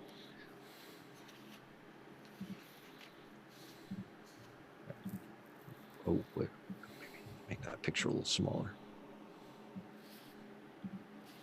Yeah, I was just looking at the Twitch channel, and I got Roy Boy's big face there. There we go. You didn't like that? He's a star. Oh, there we go. You can see more of the Badlands. That looks. Wait. I think I missed it when you said it. This was Dusable's idea? Oh, this is the boon that Kolaka owes. Kolaka asked Dusable to embrace Roy Boy back in the late 1980s, early 1990s. He's owed this boon since then. Oh. That's And nice. speaking of this boon, when you're done with your tattoo, I have your package for you. Okay. If you're ready. Sorry. Kolaka's going to go out and bring in another guy. Oh, it's not a box. He might be in a box. It'd be easier to transport if they were in a box. He brings in a prisoner of sorts. This tall, white, definitely California dude, you can tell immediately. He's got his hands zip tied behind his back, and he's real twitchy, like a heroin addict. He's coming down off a string of junk. He's twitchy and bouncy, and he can't stand still. Kolaka says, "This is K. Marshall Ellis, and he is the repayment of the boon. Bring him to Dusable, and I think all is good." What does Dusable want with him? Well, he ended up on one of the trains out in the yard. Turns out that somebody had rescued him from San Jose. He's a crazy inventor, but he's blood-bound to a baron out in California, which is why he's so twitchy. He hasn't had the blood he needs for a long time. So he needs somebody like Dusable who can break the bond. Or manipulate the bond? You know how Dusable is. It'll be one or the other. Unfortunately. He break one bond, he'll make another. But this crazy inventor, he had stuff on him, like plans and schematics and things. Of? Well, I don't know. I'll Naturally. show it to you, though. The package that K. Marshall Ellis, this twitchy California inventor, had on him was it's nearly incomprehensible. It's all technical jargon, science specifics. They look like some patent application stuff, but all you can really make out is there's his name on it somewhere, and then elsewhere he's called it the V phone. It seems to be the technical specifications for some kind of a smartphone.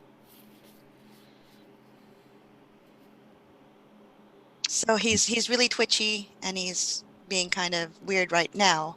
But looking at the technical specs, we see that he is actually quite intelligent. Oh yeah, if he's the guy that created these things, he's a certified genius. But you're not entirely sure what it is. It's probably just Ritalin he needs. This is what the bond does. Yeah, it's Vitae that he needs. He needs the blood that he's been bonded to, and it's been more than 30 days since he had it, so he's starting to go through withdrawals. You poor dear. Are you talking to him directly? I'm just talking at him. I'm not actually talking to him. Please. Fair Mm. enough. I mean, I didn't say Telescope that to his river. face.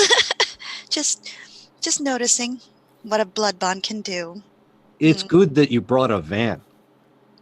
It will fit all of you and this guy and the dog.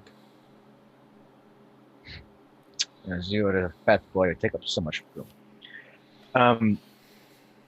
Before it slips my mind, you said these these bully boys that were hired.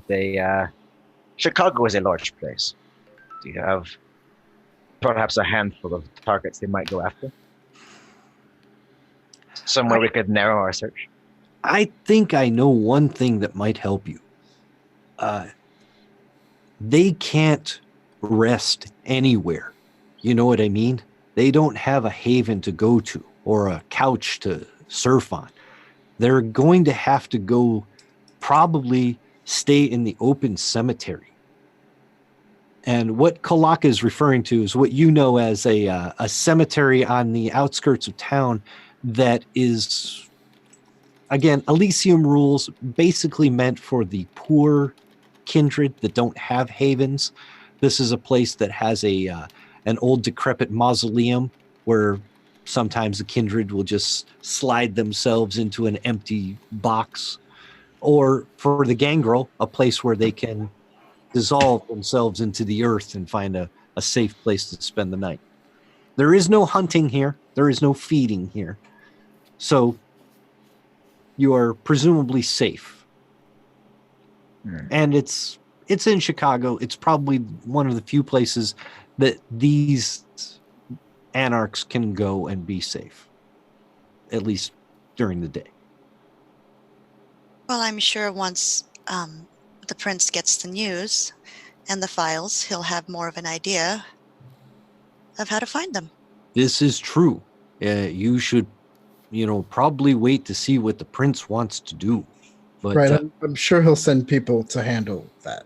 I also don't want to step on Hernandez's toes. I really, really don't want to do that. That is wise. Well, you have K. Marshall Ellis. You have your tattoos. Did it hurt? Yeah, they hurt a little bit. Because I don't actually have tattoos. I don't know. Oh, they do hurt. Okay. I would imagine this.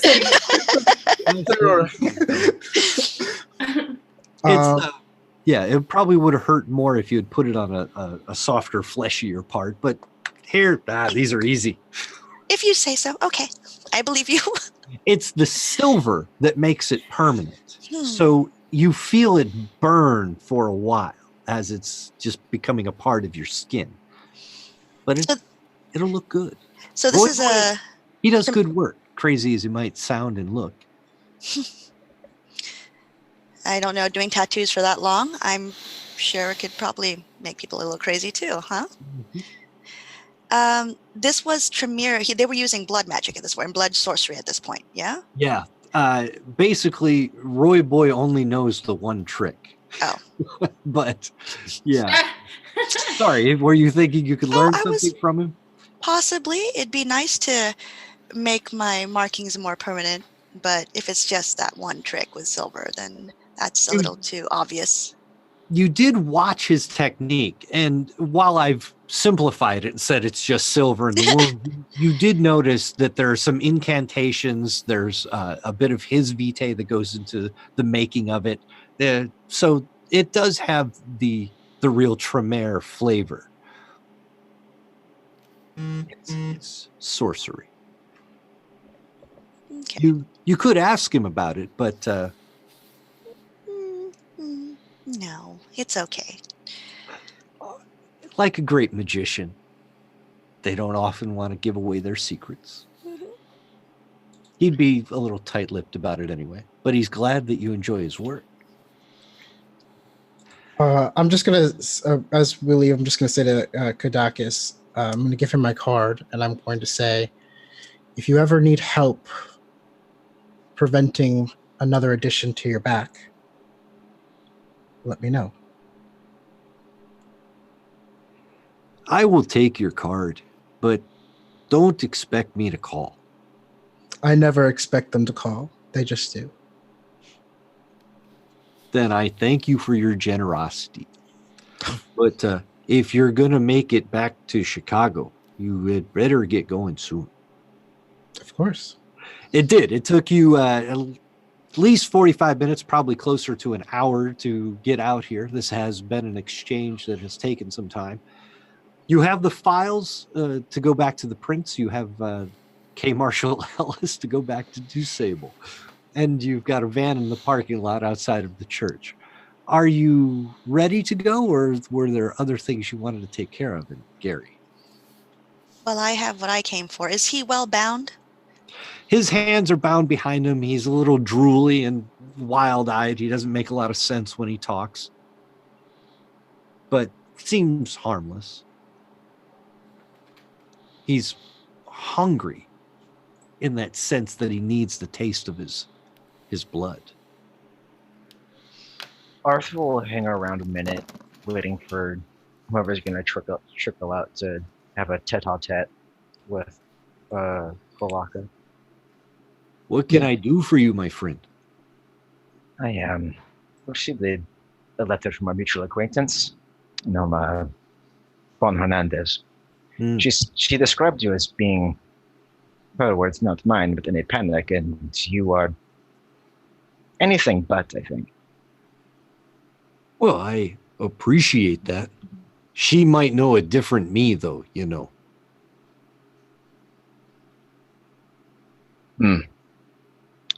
No, I do not. Or elucidate for me, if you could. What was that? Elucidate. Enlighten me. About Rosa?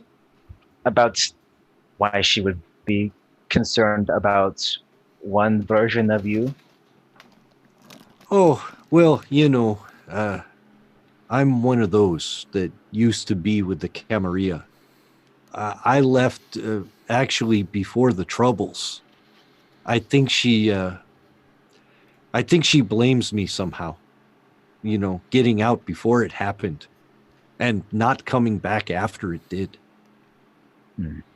But I respect her. She was on the way up when I left the city. Could tell that she's good people. She knows her stuff. But just be careful. She really hates the werewolves. I know exactly why. But it can make her unreasonable, though.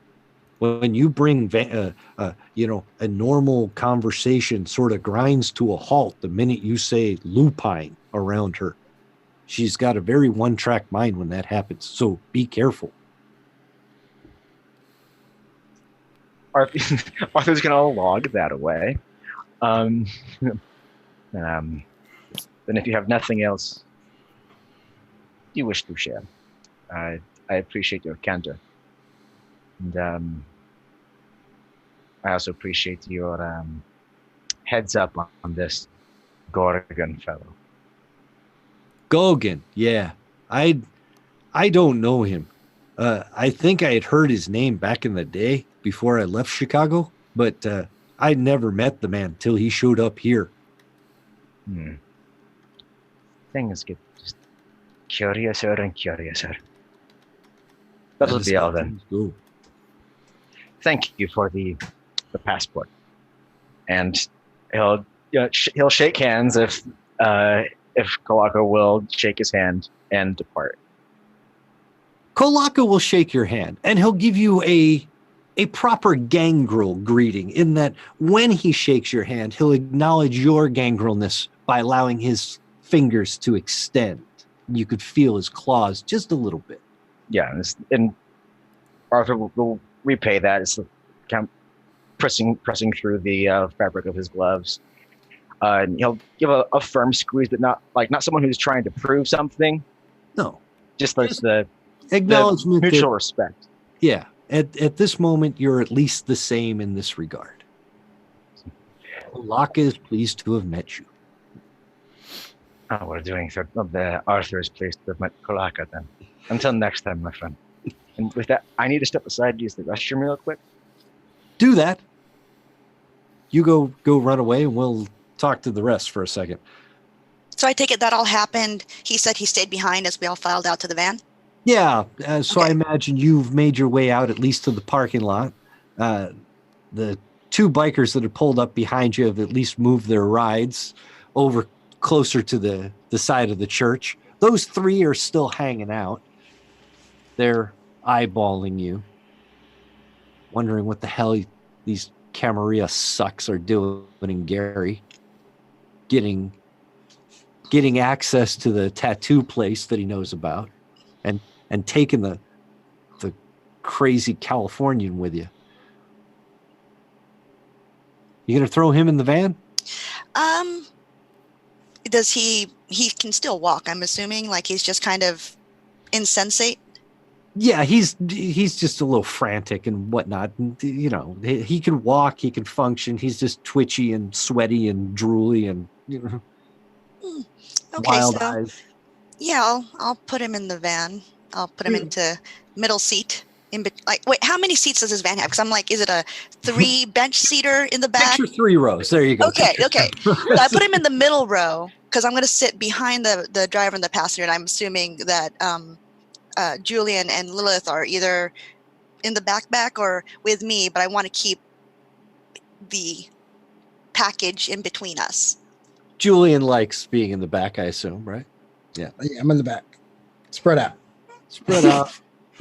Making So some shadows, make yourself comfortable. Yeah. So you guys can sit together, all three of you, if you like. Yeah, I probably would like to sit next to Julian anyway. And Julian, so you know, your shadows, they're very natural for you. They've always been natural, you know, for you to manipulate them and make them, you know, work around you. They're very comforting to you. The soft, silky kind of feel to yourself. But you've heard of other shadows.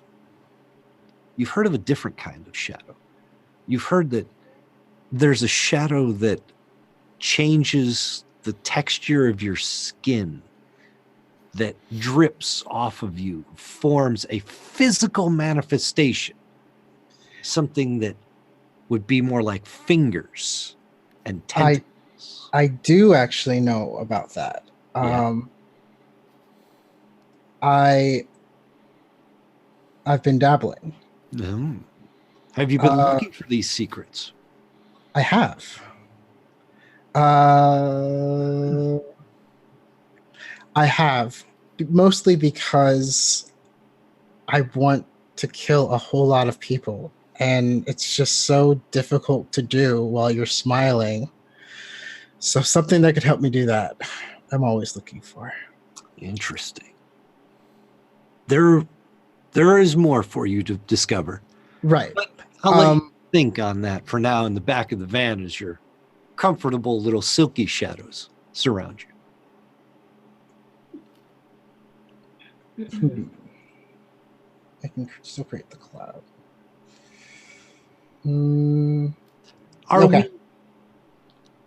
Are we satisfied with the outcome here in Gary so far?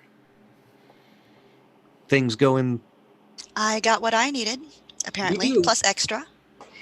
Now I'm just curious as to why Dusable wants this person and what he's going to do with the bond, which, whatever. Do you want to try talking to K. Marshall Ellis? I don't like to get involved. I want to speak to Disable first. Okay.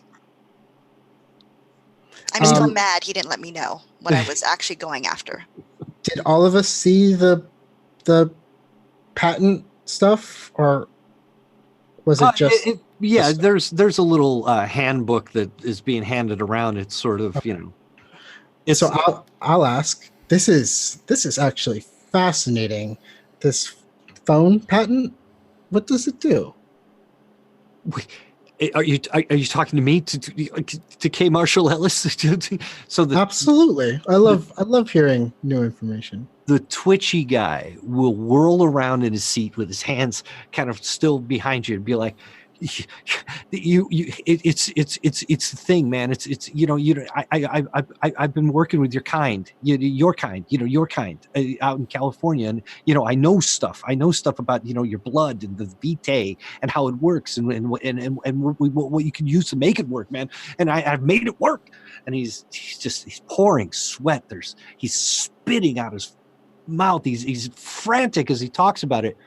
But what you can discern is that he's calling it the V phone because it's a smartphone that Kindred can use. That Kindred like me can use? Or just Kindred in general can use? Well, in the Camarilla, you're not supposed to be using electronic forms of communication. Oh. Julian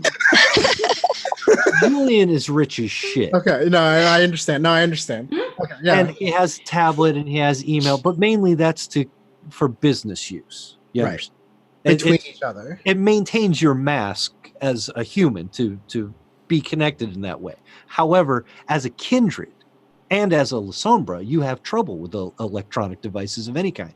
Smartphones are the way that the First Light and the Second Inquisition track you down. They jump into your emails. They have algorithms searching for any kind of references to the Kindred life. So the Camarilla has a blackout on media devices for the Kindred. Your pad, in fact, in the back of the van was probably unusual to everyone else who doesn't use them. Mostly you get those little burner phones that are just, flip phone, touchpad kind of things. But what K. Marshall Ellis is talking about is a phone for the Kindred. And only the Kindred. A human, a basic mortal, would not be able to activate this phone. A basic mortal, if it was handed a V phone that was already active, wouldn't have the senses enough to see it or hear it. It would look like a blank screen. I'm going to say essentially what you just said out loud. Yeah, you're kind of translating for this really, kind of wild talking to the guy who's just spitting, and it's really amazing technology, and it works with your blood, and amazing your blood is like the battery for the whole thing, and it powers it, and it makes it. Yeah. But I'm going to say that, and then I'm going to look back out the back window at the car that's following me. Parked about a block away. Yeah, and I'm just going to wait to see if they signal that I was talking to them. You don't know. Either they didn't hear you or they're too clever to let you know they hurt you. Okay. But you suspect. Well, no, I'm fine with it. I know that they are. According to what you told me. Right. Yeah. Right. You know who's following you and why. But whether they pass this information along, they're not going to tell you that. But nice try. I give you a high point. Interesting. And with that, I'll go. Okay, bored now. Oh. And I'll go back to that. Was totally out of character. Like, wow. It is roughly 3:00 in the morning, probably a little bit after for you. Chicago is still good 45 minutes to an hour away, and you have stops to make. Are we ready to return? We were already in the van. Yeah. We were in the van, ready to go. So Arthur, hop in and start driving back to Chicago, I guess. Yep. Same question as before. Are you following the route that was given to you? He's not going to go back on the exact same route, especially since we had such a generous escort when we came into this part of the neighborhood. You did, in fact. The motorcycles, when you hop in the van and fire it up, they hop on their bikes and they fire it up. And that car that's parked a block down the street, you see the lights come on there too. So this conga line is getting ready to move. Revving the engine, he'll look for the one he had to square it up with, and just go through the windshield just before driving. You better drive because he's looking for a brick to throw at the van. Yeah, just Must you egg him on so? And yeah, you might even notice a little brick just kind of come sailing by and land next to the van as it's pulling away. just rolls out that foot one, just roll up, just put pedal to the metal and just keep going. It's our thing. Okay. Julian puts in earphones on the back. Yeah, earphones work for you. Microphones are still a little bit sketchy, but at least you can hear the things that are coming out of it. Going back to Chicago, you're meant to return the information about the Gary coterie to the Wicker Park Secret Agent Supply Company, but you're meant to drop off K. Marshall Ellis to DuSable. Abraham DuSable is at the Tremere Chantry, which is near the University of Chicago, in the Hyde Park area. It's a very nice area of town, very studenty. They have a mansion there that is called the Tremere Chantry. Not many Tremere live here anymore, but DuSable considers it his home and haven. Dropping off. Coming up from Chicago, I should show this to you, I imagine. If we're looking on the city map, Hyde Park is down here in the southwest or southeast corner. I'm pinging it. I don't see it. I just have the main masquerade thing Oh, on my screen. I'm sorry. This is my bad. Here, let me take you here. Ah, there we go. Bottom right corner where it says Hyde Park. And that is, Oh, I see it. Yes. boom, right where the Tremere Chantry is. It is close to the I-90 and convenient to get to from Gary if you take that route.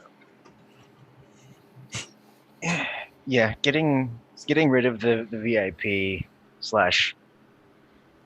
meth head be primary, if only for a peaceful drive. 'Cause everyone was cordially quiet enough when we drove. I don't want to clean up OD mess. So yeah, we'll go to Hyde Park first.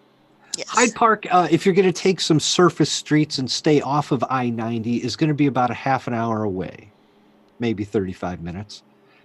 And then from there, maybe another 15 to get up to the Wicker Park area. Okay. Yeah, well, this sounds like a good route. Now, I do apologize. Some of these pictures or some of these scenes that I'm pulling up for you to look at are set during the day. I'm burning.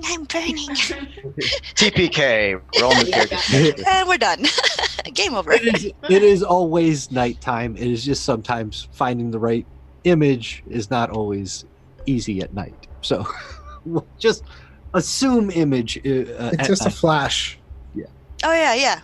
Just the flash of the camera. That's all. That's an intense flash. Yeah. The Tremere Chantry, very nice building, although inside it's been split in two, metaphorically. The Tremere themselves are no longer the clan they used to be.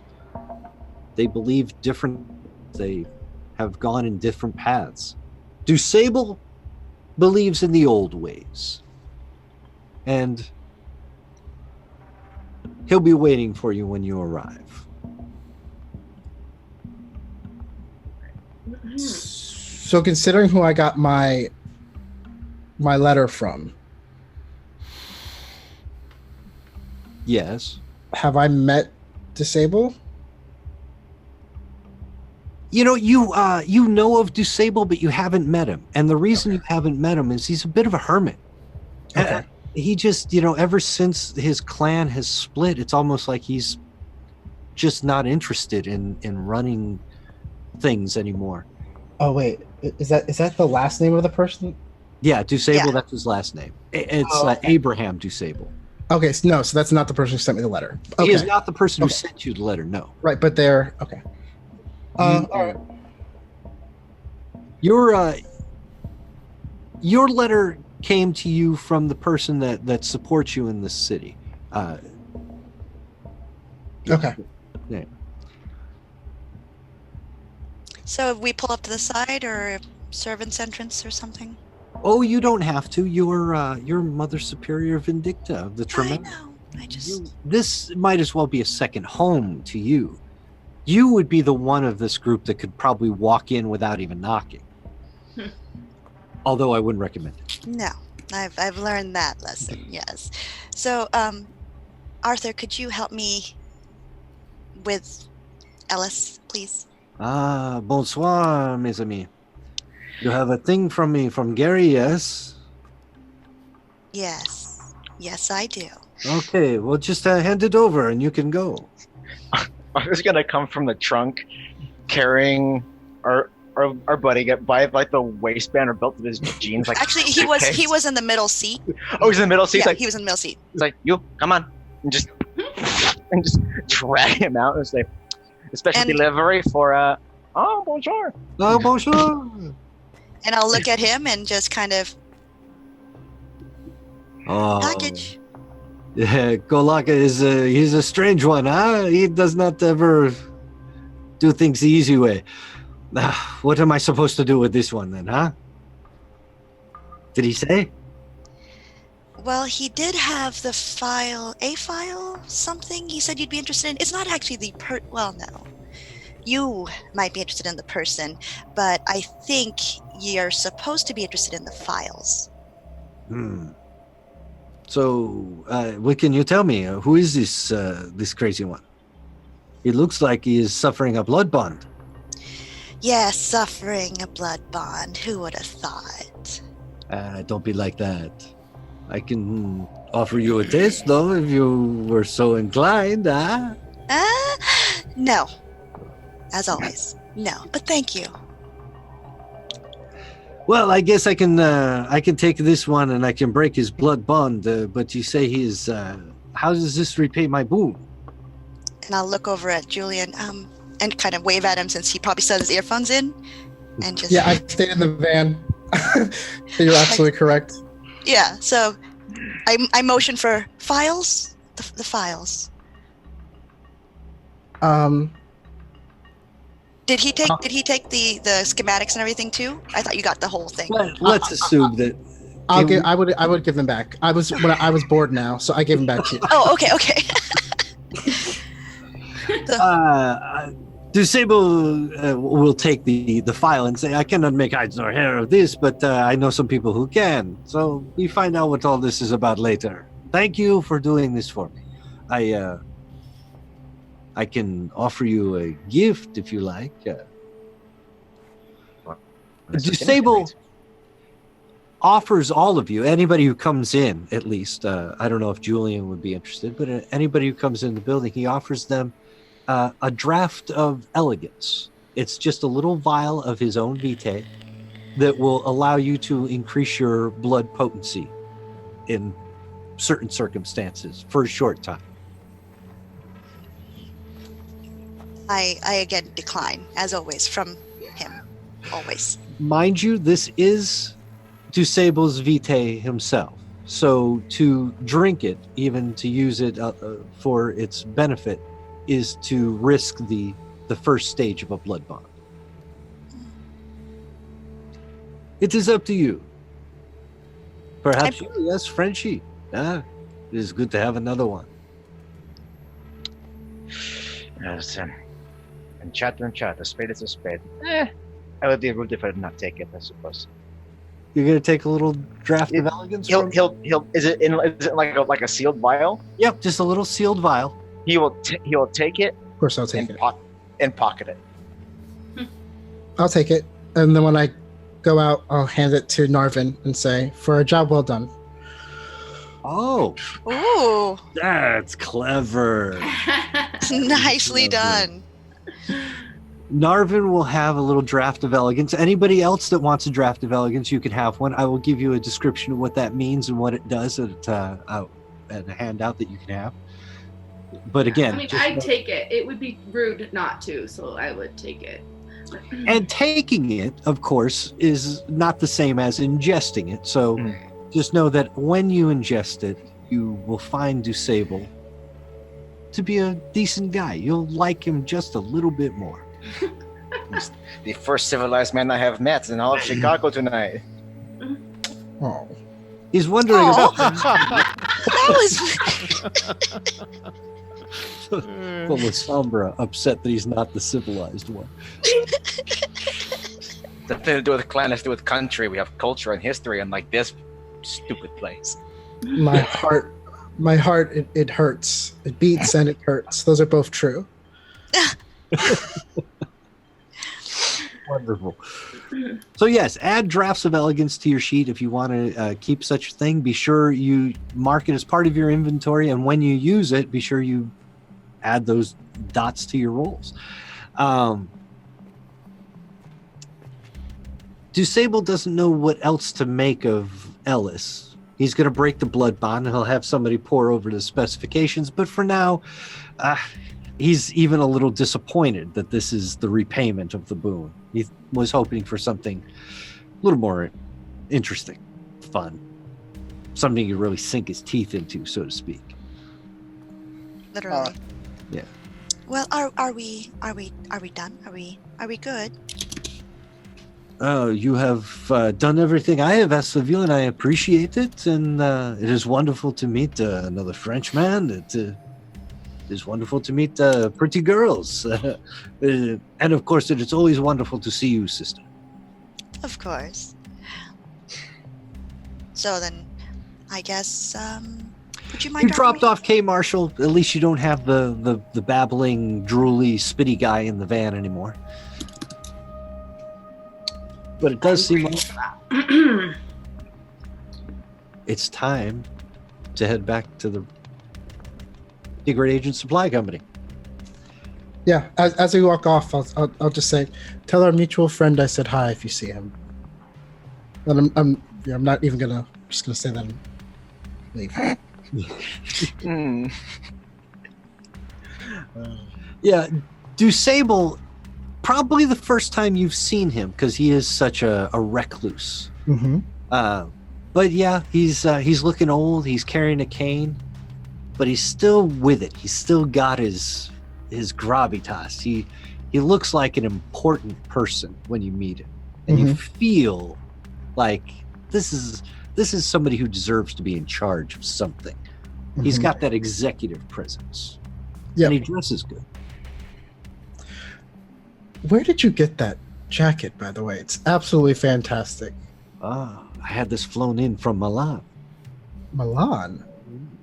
They've been doing some really good things. I will be sure to suggest it on next Monday's show. If that's okay, of course. He gives you a very hard to pronounce Italian name, but that's the designer du jour that's catching everybody's eye.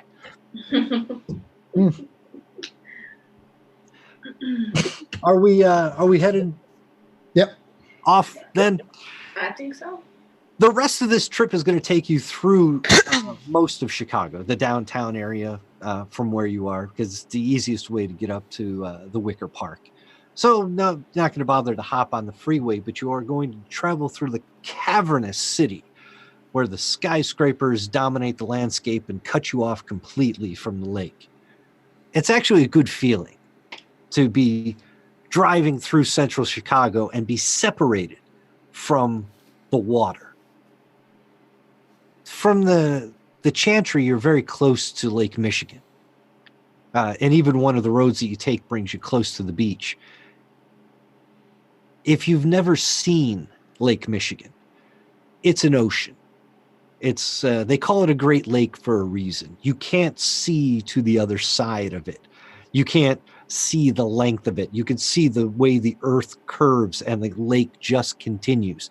It's so big that waves crash against the sea wall and against the beaches. And in the wintertime, when that freezing Arctic air comes down out of Canada and across the lake, it'll freeze waves in motion. Just before they crash onto the beach, you'll see them held there in suspended animation. It's a violent place. It's an unpredictable and chaotic place. And being near it freaks you out a little bit. All of you. Kindred don't like the water. Not this water. Not this dark, angry, choppy water. Maybe the Caribbean is nicer. Maybe the Pacific is calmer.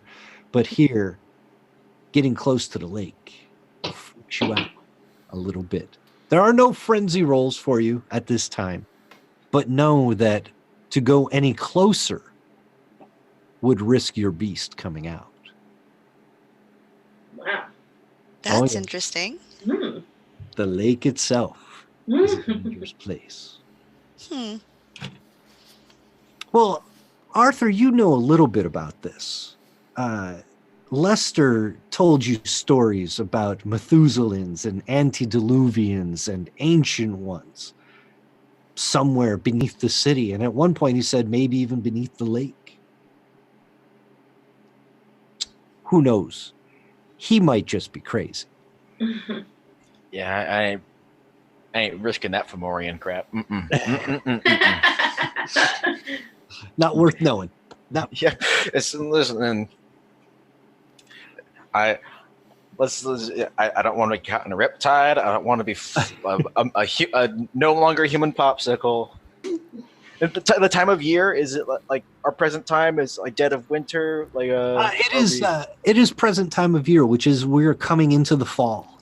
Mm-hmm. And the fall comes quick in Chicago. That wind will let you know when it's time to put on a jacket. Yeah. But for Kindred, of course, it's not the cold that gets you. It's actually nice in the winter in Chicago. The nights get longer. The streets get emptier. There's fewer mortals and more of the kindred out on the streets. It really becomes your city as we move into this part of the year. And if your skin feels cold to a mortal, they just think you are outside. It's okay. There's poor Exactly. circulation. Poor circulation. It happens to everybody in this city. So a cold handshake is nothing unusual. Some kindred go to the process of creating a blush of life, which puts a little red in their cheeks and a little warmth in their skin, but it's purely cosmetic. It doesn't make them feel any more human. It just makes humans feel more comfortable around them. That would be something that Lilith would probably buy into on a daily basis. Potentially. Being that she's young and new and still a bit attached to the mortality of it all and her mortal life, yeah. She might want to appear human. Older kindred, especially those that have been around a long time, sometimes they just forget to breathe around people. and it becomes unsettling, but they don't even realize they're doing it. Because, just one of those habits that you will fall out of eventually. It's But for now- it's a controlled meditation. You just hold your breath. Very Let much. it go. But breathing isn't what sustains you. Eating isn't what sustains you. Drinking isn't what sustains you. It's the blood. It's all the blood. And at your level, mortal blood is what you taste and what you crave. You know, however, that the ancients, the Methuselahs, the antediluvians, they don't thirst for mortal blood because it does nothing for them. The most ancient ones, the most dangerous vampires that you know of, are the ones that devour their own kind. Because your blood is the only thing that can sate them. No thanks. So stay away from the water. Got it. And that's why we're driving a little inland. Yeah. Because, like I might be a jackal or a wolf, but there's fucking tigers over there. No. That's what the lake feels like. It feels like an ancient danger to you specifically. The mortals seem to love it. You see people pack the beaches in the summer times and you think they're crazy. But there they are. They enjoy it. They surf on it. They take boats out on it. And all you could wonder is why anyone What a waste. would ever do that. If they drowned, it's such a waste. A little while later, you will arrive at the Wicker Park Secret Agent Supply Company, and Cedric Calhoun will still be waiting for you. I'll get out of the van. Well, hopefully you will all get out of Yeah. the van because it belongs to the Secret Agent Supply Company. Chop time. Let's go. Is there a parking space in back? You want me to store this thing, or just leave it right here? Yeah, put it in the back, right where you found it. It's the spot for the shop. We get like 3 of them. That's one of them. You know. And Chicago, parking in Chicago is a bitch. Trust me. And this would, once everyone disembarks, Arthur will go and put the truck back in its place. Arthur and Napoleon, you pop out of the van, put it back in its place. Your vehicle is still where you left it. You'll notice another vehicle pulling up just down the block and turning its lights off. Who is You're- that? You're actually getting a little used to it now. Yeah. I'm not. What? My driver's there, right? That's him. So I'm gonna wave him over because he pulls over and I'm gonna hand him the tablet I've been using, and he's gonna hand me another tablet because that battery's almost dead on that one. A folio of iPads. He gives you that one with the plug-in membrane keyboard so that you can. Yeah. They both. It's not. I'm not like putting the case on the other one. They each have their own Yeah, keyboard. they each have their own. You just swap them out. Yeah. No words are exchanged. It's just a thing. Yeah, it's just a thing. He knows. They're good people. You got to learn to live at this level of wealth and power and privilege. Okay, Mr. Stark. I'm just saying, it seems like he has a very comfortable life, and I'm a little envious even from where I'm sitting. How about me? I'm role playing this shit. So I will do that. And sister, yeah, you had a question? Oh no, I was just didn't know who that was. And where's my driver? Oh, your van seems to be just circling the neighborhood. I guess maybe one of the parkies couldn't find a parking space or hasn't found a permanent spot. But just in about 3 minutes, your driver will come back around. Okay. Oddly, Hopefully. same make and model, it seems, of white vans. Oh, sister, Just a coincidence. is that what you?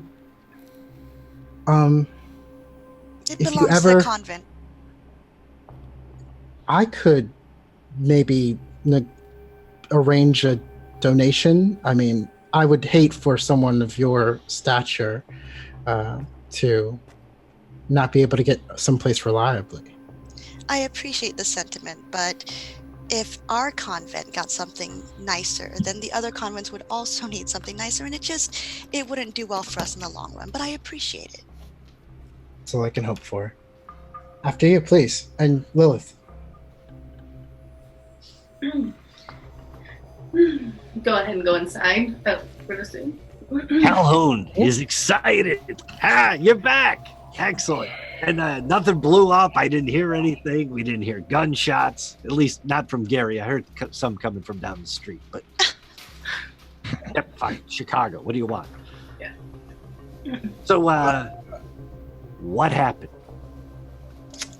I will hand him the files. Oh, no. These are for the king and the prince. The prince. The king. These are for the prince. Yeah, don't get ahead of yourself. He's just prince for now. Yeah, I definitely did not say that out loud. These are for the prince. Ah, his eyes only, huh? Oh. Yes. And Calhoun will read the letter that explains it. And if his eyes weren't already enormous, they just bugged out of his head. Because he realizes this is bad. And he's confused. Because he looks up, he's like, Frank Gauguin. Frank Gauguin? You know him? Well, yes, yes, but Gauguin's been dead since the 90s. True dead? True dead, and I mean dead. This dude was staked, taken to the top of the Sears Tower, tied down, and met the sun. He's nothing but ash at the top of the tallest building in town. 92, 93, something like that. I could check the records. So if he's not the kebab, then perhaps a nom de plume? Alias, a pen name of someone else? I haven't heard of anybody using it. And Till would now. anyone use it? Only if risk they using- wanted to send a very specific message. Or hide their true identity, huh? This That's. I think that is. I think you're onto something. And who was responsible for Mr. Gauguin's untimely true death? Oh God, I think Loden staked him. He had done something against the prince, and the prince didn't like it. It was, I forget exactly what he did, but it was bad. And But you said you have records. oh, there are. There's always records. Yeah. But you said you have records. Well, I've got like old clippings back when we used to have the Kindred newspaper. Oh, So, of course. Yeah, there used to be like an actual like print paper that we used to do. Nowadays, it's more like a blog. But Well, I have about 15 minutes if you want to go grab that. I was going to say real records, the real stuff that, like that Alan Sovereign keeps track of and, the prince refers to, they're held by Critias over at the Academy. I mean, I can find you some clippings, but he would have the book, Good to know. Yeah. And he'll disappear into the back. He'll pull out a couple of old newspapers, the small kind of neighborhood newspaper that you used to get. It's folded over a couple of times, and it's from a time before the Second Inquisition. It's from a time when the paper could say the words kindred and kind, and they could talk freely of the masquerade and Elysiums. This paper is something you haven't seen in years, but it is a paper for vampires, a V press. In it, there's an obituary notice for Frank Gauguin, Ventru, former Primogen, who had been removed from office and was caught up in a scandal. The scandal, although it's not in the obituary, seems to have something to do with trying to overthrow Loden. So whatever Frank Gauguin was staked for, seems like he deserved it. Yeah, overthrowing the prince. Who would do such a thing? You aim for the prince, you best not miss. Isn't that the quote? Yes. There's a story about Icarus in there somewhere as well. Almost appropriate then that he was on the closest you could get to the sun. The more I talk to you, the more I think we are speaking the exact same language. I don't know if that makes me feel comfortable. I know it makes me feel comfortable. Well, hopefully I hate to say it, but if you're going to have some friends in town, which it sounds like you're gonna, Yeah, I'm talking to you, La Sombra. Oh, the name's Julian. Yeah, Julie. I know. I watch your show. Everybody watches your show. If you're going to have friends in town, I'm thinking that's what these Gary folk are meant to fuck with. You know what I mean? I think this is about that. I can't prove it. There's nothing linking them together, but coincidences do not happen like this. That's why it's so important that grassroots businesses, small businesses like yourself, know that I support you. But you think I'm worried about this place? We got Sabat coming to town, and we don't know why. Are they? You realize they could be here to issue a proclamation? What if these two show up and they're like, "Oh, we're diplomats from the Sabat, and by the way, the Sabat's taking over Chicago." I don't think that's likely, but what do we do if that happens? Well, I think before we jump to any conclusions, we should probably talk to the prince first. Or, I mean, Julian should probably talk to the prince first. Oh, I mean, you have a much smoother delivery. I'm sure you'd be able to disseminate the information in a tasteful manner for him. It all depends on the audience, honestly. I think that this news will be best coming from all of us. Well, this news, this file needs to get to the prince. Don't you worry about that. All right, I can take care of that. I'll give it to Khalid. Khalid will take it to the Primogen. He's the Nos Primogen leader, if you don't know that, Khalid. Anyway, I'll give it to him. He'll give it to the prince. But it needs to get to the prince, like, now. You know what? I'll just take it. I'll take it. So, now that we gave you that letter, is there anything else that you need from us? No, I don't need anything. This was everything I asked you to do, and you did it. I appreciate it. Your service to the Camarilla is noted. But I'll take the file. Don't you worry. I won't make you have to deal with the prince. Have to? My prince? He's difficult. It's an honor. Anytime I get to be in his presence, of course.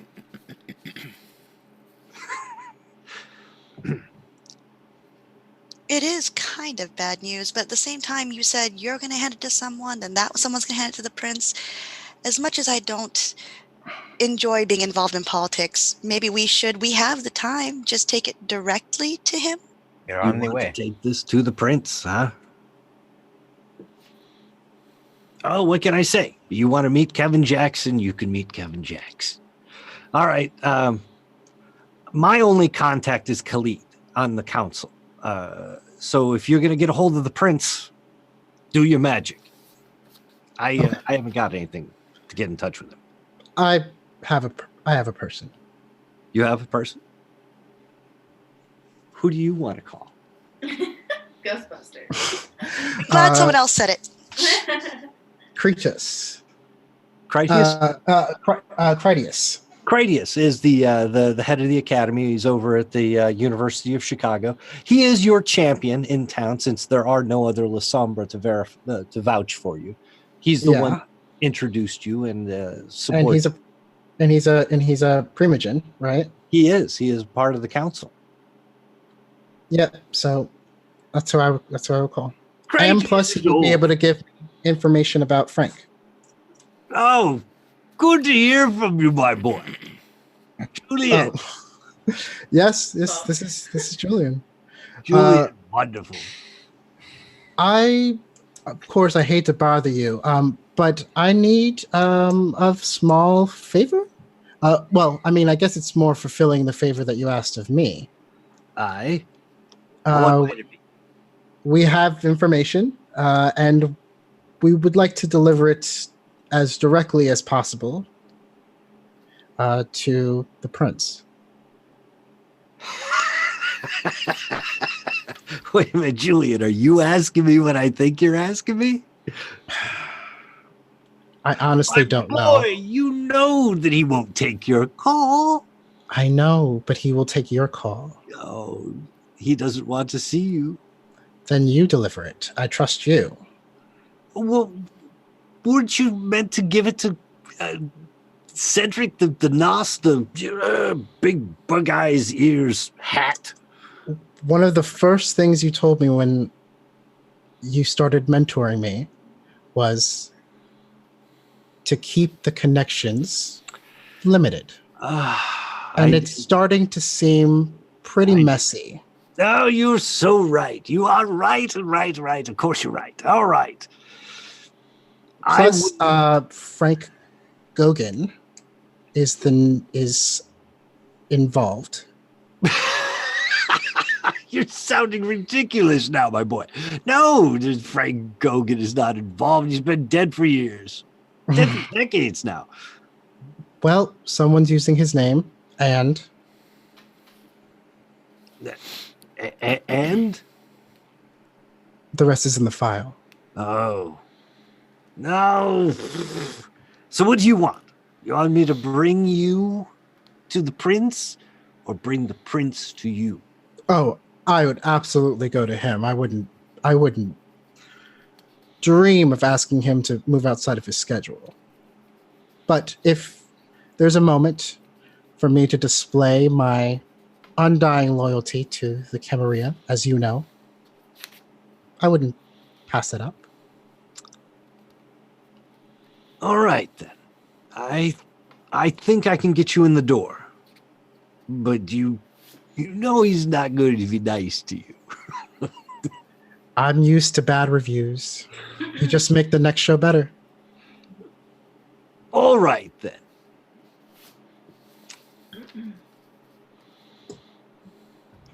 He will hang up the phone with you. And in a little while, you will receive notice to go to an odd place. This is the International Museum of Surgical Science. On the second floor of this museum is a room called the Hall of Immortals. The Hall of Immortals is it's a room full of statues. Statues line each wall, with each of them a representative of the medical field. Someone who has added some great discovery to it. You'll find your Listers and your Marie Curies here. You'll find even the ancient ones. What's the it's suddenly escaping me. The medical the code of practice you take as a doctor is the Hippocratic. Hippocrates himself is represented in stone in this room. Are you all coming? Yeah, I almost want to be like, good luck, and then go back to my convent. But since I did insist, I'll go along. Yeah, I'm assuming we're made aware of Yeah. the. All right. Yes. I'll make the call like somewhat close, and I'll have like a horrible look on my face the whole time. So we actually get to see his reaction as he's listening to this phone call. I'm like, Business, yeah. Yep. so at this point, I'll probably tell the convent van driver to go ahead and bring it back that way, and I'll get in touch with him when I need to be picked up or something. Only because I don't want him to keep circling and wasting convent gas. Okay, that costs money. The driver will take the van back to the convent, and you could ride with any of your new friends here. Julian's got the Bentley, and Arthur has his SUV. yeah, you couldn't drive with me though. Or you get you Or we could take the L. You're more than welcome, sister and Lilith. I assume, Arthur, that you will want to drive yourself. I like to maintain some self-sufficiency. What an admirable trait. I'll ride with Julian. Thank you. I appreciate your offer. I really do. And I definitely need it. Interesting. Please.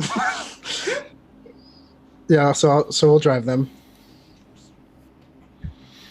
You end up at the International Museum of Surgical Science. It's East Chicago. That picture's a little too big here.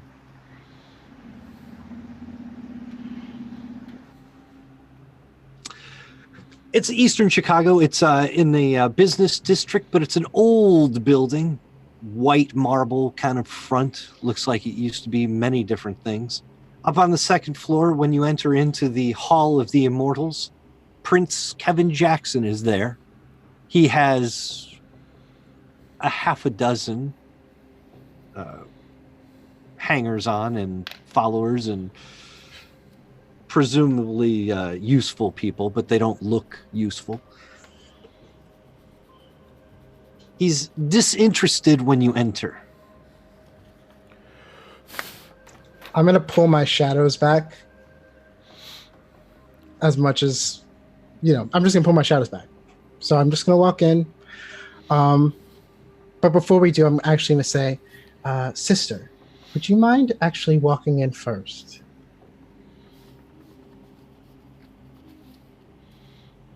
Do you? Sorry, as needed. Sure. Why not? Thanks. So I'll definitely adopt that mean of, the sisterly walk, the very, just, you could actually see my persona change from the person that we went out to get a tattoo together, like, bad little people, to just that sister, the one that people do respect and they expect of me, my facade, as it were. Jackson is a true Ventru. He is prim, he is proper, he is well-dressed, and he is erudite as anything. Everything is beneath him. His deference to Mother Superior is still condescending, but he'll at least nod to you a welcome. I nod a little lower back just to show that, yes, I understand he's the prince, give him his due respect, and then I kind of turn sideways to let everyone else come through. Just kind of saying that, yes, I'm with them and I'm leading them in. The prince turns from his group, who immediately fall silent and stand behind him in support. And he looks at you and says, "What do you have for me?" My liege, unfortunately, we have news of a danger to the city that you protect. And I hand him the file. He doesn't take it from you. He doesn't look. I hand the file to his bailiff, like Judge Judy. One of the others. Yes. One of the others steps from behind him and comes around and grabs the file, and then hands it to the prince, who takes it. Sprays with disinfectant first. Yeah. Not quite that. My hands are like in front of me, cross, just head slightly bowed down. He reads the letter, and he looks at the contents of the sealed file. He nods again. He says, "Trouble is coming our way. Thank you for your service. I'll be in touch." Of course. And I turn and walk. Not with you. This is the only thing he says. As you deem. And I turn and I bow and I walk up. He's terrible to you, Julian. And the others may not even understand it or see it, but whatever deference he offered to the sister, the Mother Superior, he did not offer to you. He's cold, distant, and doesn't want to have anything to do with you. Mm-hmm. Yeah, he's scared of me. Wow. Wow. You can choose to frame that in any context you like. But there you are. that is all you were meant to do. The Mhm. prince dismisses you and he expects you to leave. He's got yeah. other concerns. It is not my problem anymore. I did my job. I'm out. From here, at the International Museum of Surgical Science, you can either explore the rest of the building, which will take you through the history of surgery from the earliest days of cavemen knocking holes into people's skulls to the modern MRIs and Da Vinci healing machines of today. Or you can go home. Yeah. Julian's waving goodbye. Yeah. already. If I would love to have looked through here, but I probably should get back to my convent. Julian, could you have your driver drop me off there by chance? Of course, sister. Thank you. And you, Lilith, where Oh, can no, I drop? Where can I drop you off? I'm fine. I'll be able to get home on my own. Thank you. Oh no, please! It's dangerous at night. Don't you know that? There are monsters out there. Yes, I am very familiar with the danger. Please, I insist. And I open the door. Up to you, Lilith. I can't. I say, oh, I forgot something inside, and then go back inside. Like, I don't get in this car. I don't let him drive me to where I'm living. Does she go back in? Do you go back inside? She does. I think she has darted away. Yeah, I mean, I say, oh, I forgot. I've got to go to the restroom, or I gotta go. There's someone who I was supposed to meet here. Some a pretty flimsy excuse, but I do Like, go back. do vampires potty? It's like, Fair enough. Sister, It makes it a better excuse if you I don't. know. It's just like, sister, do you think It's really lying not is that. a skill that can be taught? only lying well. Then she needs help. Yes, I know. And I lead her into the car and have the driver closes the door and we go. I'm just mumbling to myself, I have to use the restroom? I mean, she literally could have said, "I have to kill someone," and we would have. I mean, that would have been It would make more sense, actually. Probably. strange bird. She's young.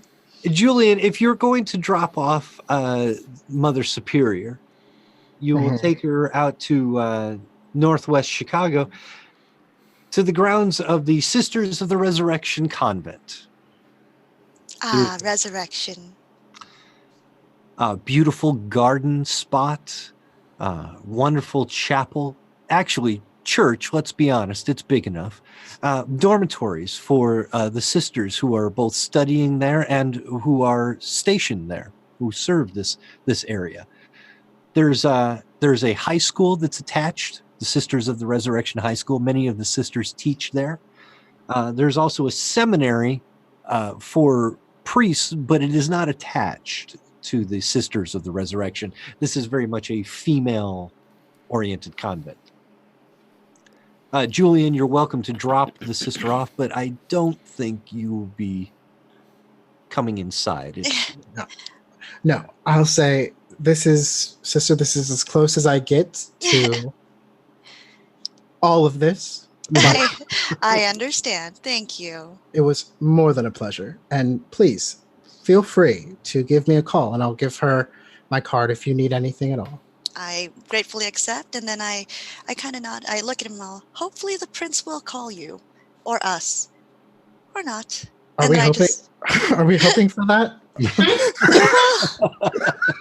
I would like to be kept abreast. That way I know if I need to close up my home. Good night, sister. Good night. When you drop the sister off there, you could head back to your place. Julian, you, again, sort of on the north side of town, up against the lake. Really, that's his place? Monstrous spread.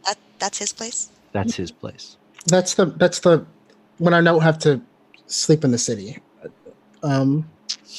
If you're staying in the city, you also have other options. You have offices at both the studio and at the corporation headquarters. You have a condo. This is where I'm more comfortable though. This is your main home. It's a little bit out of the city, but not too far to commute. I'm just gonna say to Narvin, so,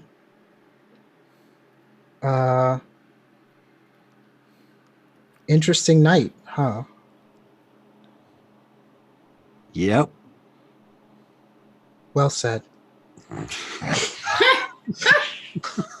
That's it. You could tell Marvin was paying attention. Yep. So whatever went in your ears probably went in his ears. That's all I need. I got everything I needed from that. Arthur, how you fixed? You heading back to your place then? He's gonna. I seen the young one scurry back in. He's like, "Is there a fire? No." He'll do the polite thing, and wait. It's like, there's just like, do you have a street corner you need to be dropped off upon before we part ways? Did you just call her a walker? Seriously? No, I simply respect the sanctity of one's zip code. Me. Oh my gosh. But if you're offering, Oh, you have no idea. She would say that she'd decline any offer. I can make it home on my own. Thank you. then, Madame, until we meet again, Napoleon, let's go get some takeout. You and Napoleon can head back to your haven. I don't have an exterior found perfect just yet, but I think your interior probably looks a little something like this. Yeah, I see. Let's go to the stream so I can see. Wow. Julian would be like, Oh, I have to see this. oh, yeah. Is Oh, that hi. is that pork I smell? Can imagine this room as being obviously you would have some furniture, a dog bed, a dog bowl, but He sleeps on the foot of my bed. Yeah, so you have spoiled furniture. It's not quite as bare and basic as you see, but I think this is sort of the vibe you're going for. yeah. Basement of a brick building under a boxing gym. This is where dreams go to die. But in returning to his neck of the woods, he'll contact one of his criminal buddies. So one of the movers What would you like to tell him?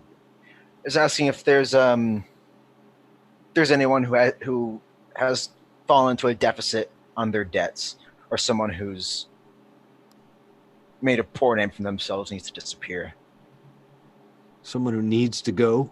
Mm-hmm. Are you just looking to Get some food, and also perform a civic service. He does have this deadbeat that's been welching on all of his bets. Oh, then that attacks me personally. No, I cannot have that. Very good. What is your predator type? Are you Alley cat. alley cat? That is a strength brawl roll. Mm-hmm. So give me one of those and we'll see how you're feeling. In theory, I'm good at those, but let's see how great is that strength. And then that's hunger as well.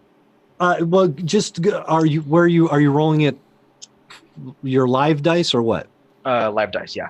Then you add your brawl and your strength and substitute your hunger die for one of those if you're at 1 or 2. Depending on so that is 7d10. 7d10.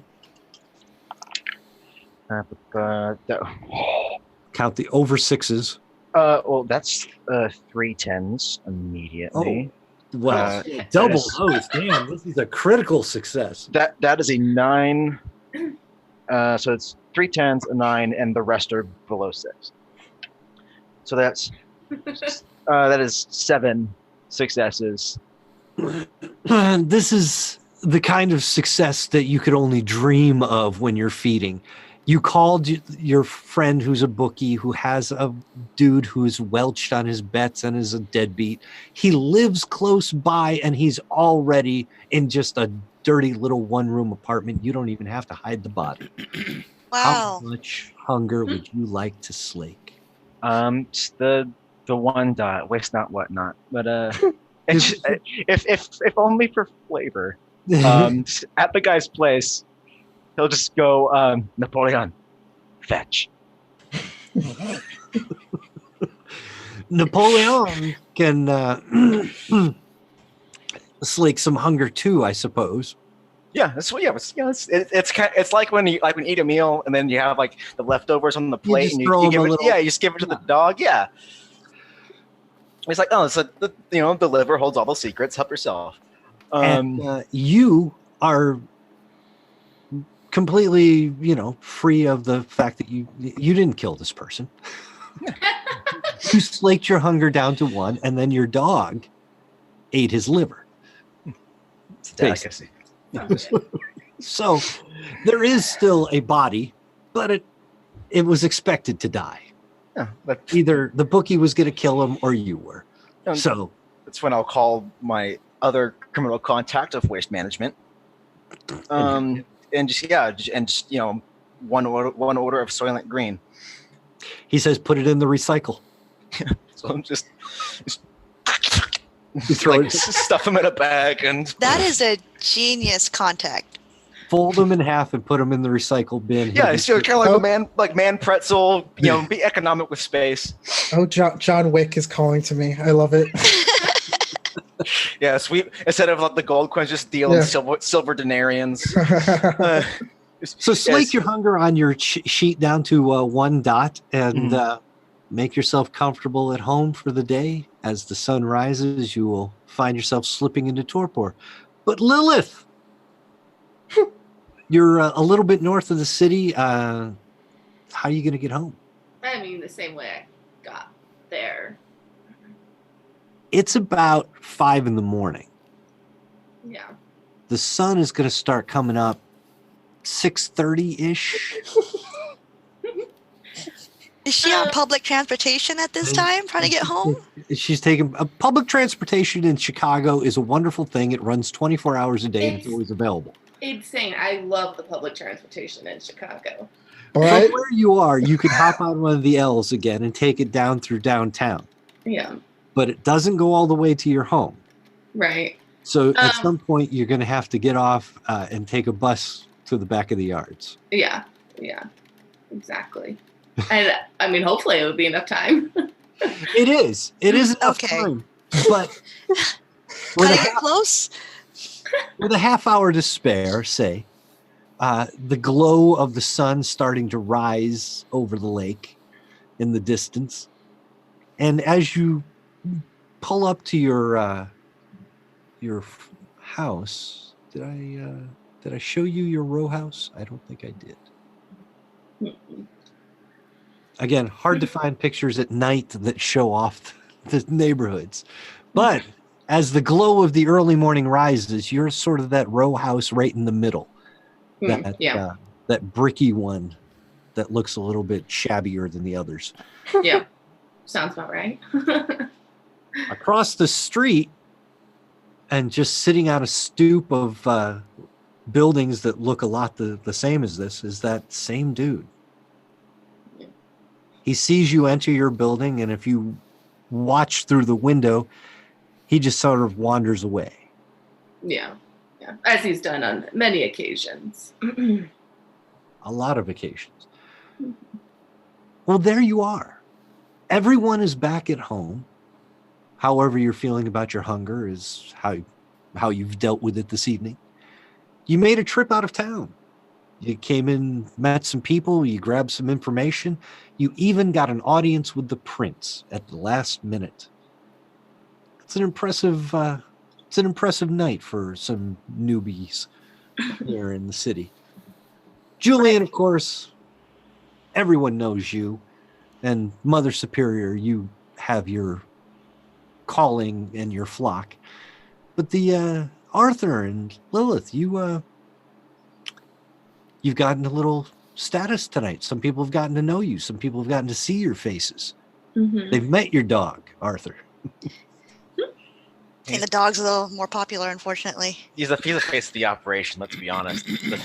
Pretty sure the dog has a higher charisma rating than I do. Of course, they always get pluses. Doggies. Yeah, Doggies. What dog doesn't have it?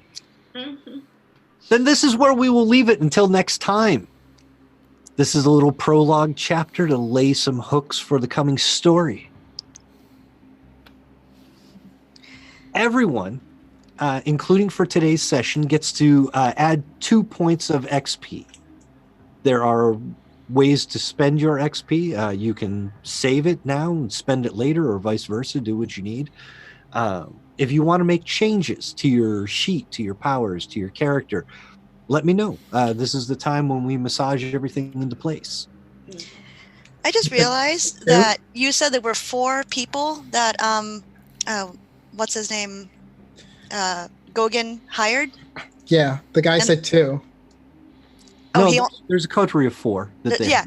So he hired 4. There's 4 of us, man. Really? Yeah, you're easy. That's easy. How hard can this be? But I don't fight though. In the coming weeks, the story will progress. I will take you through the city of Chicago and your own character sheets and your lore paths. Everyone will have an opportunity to do things on their own. For the purposes of this storyline, between sessions, there will be an empty day. So this will be like every 2 days that the sessions pop up. So at the beginning of next name, as opposed to the character name. Oh, my performer name's Little Tibet, but we don't talk about that. Anyway, no. Don't look that up. Seriously. No, I'm kidding. I'm kidding again. No, so it's Milenre, and this is going to be my first game live. I've always just normally played this online roleplay chat type thing. Watched a LARP, but this is exciting. I'm looking forward to doing more. Nice. We were wonderful having you. And Wes or Storm, which one am I looking at? Wes, let's go with you. Oh, hi. I'm Wes. I was playing Julian White, the La Sombra vampire, and I stream here now, and I also run a Dresden Files game on. I've been commenting in the chat, Geeks on Seats. So everybody's been telling me to check out the Dresden Files. I'm getting that from every angle. So it's so good. That's everybody's comment. It's so good. I'm happy to be here. Thanks for having me. Grace, it's wonderful to have you in the game too. Yeah, well, I'm Grace. I play Lilith, and yeah, I'm here today and Wednesday nights along with Tommy. Tales of a Savage Land. That's our other show that we do. We have a good time with. I guess we didn't mention it during the cast, but when a vampire, a kindred, takes the name of Lilith, it is usually an homage to the original vampire, the House of Lilith, and the idea of the first dark mother of us all. So just for the other players, you would probably recognize her as a Lilith follower just by her name. Yeah. And I mean, that is definitely her. That's the reason why she chose that name. Yeah. In her life, and then brought it with her into her own life. So Excellent. And we will delve more into that as we go. Storm, you French. Yeah, I'm Alex Maxwell. Played Arthur Valand today in his trusty companion Napoleon. Stormwolf 92 is where you can find me wherever games are played digitally. And this is a lot of fun. Being the strong silent type, a bunch of talkers, one that listens and takes notes.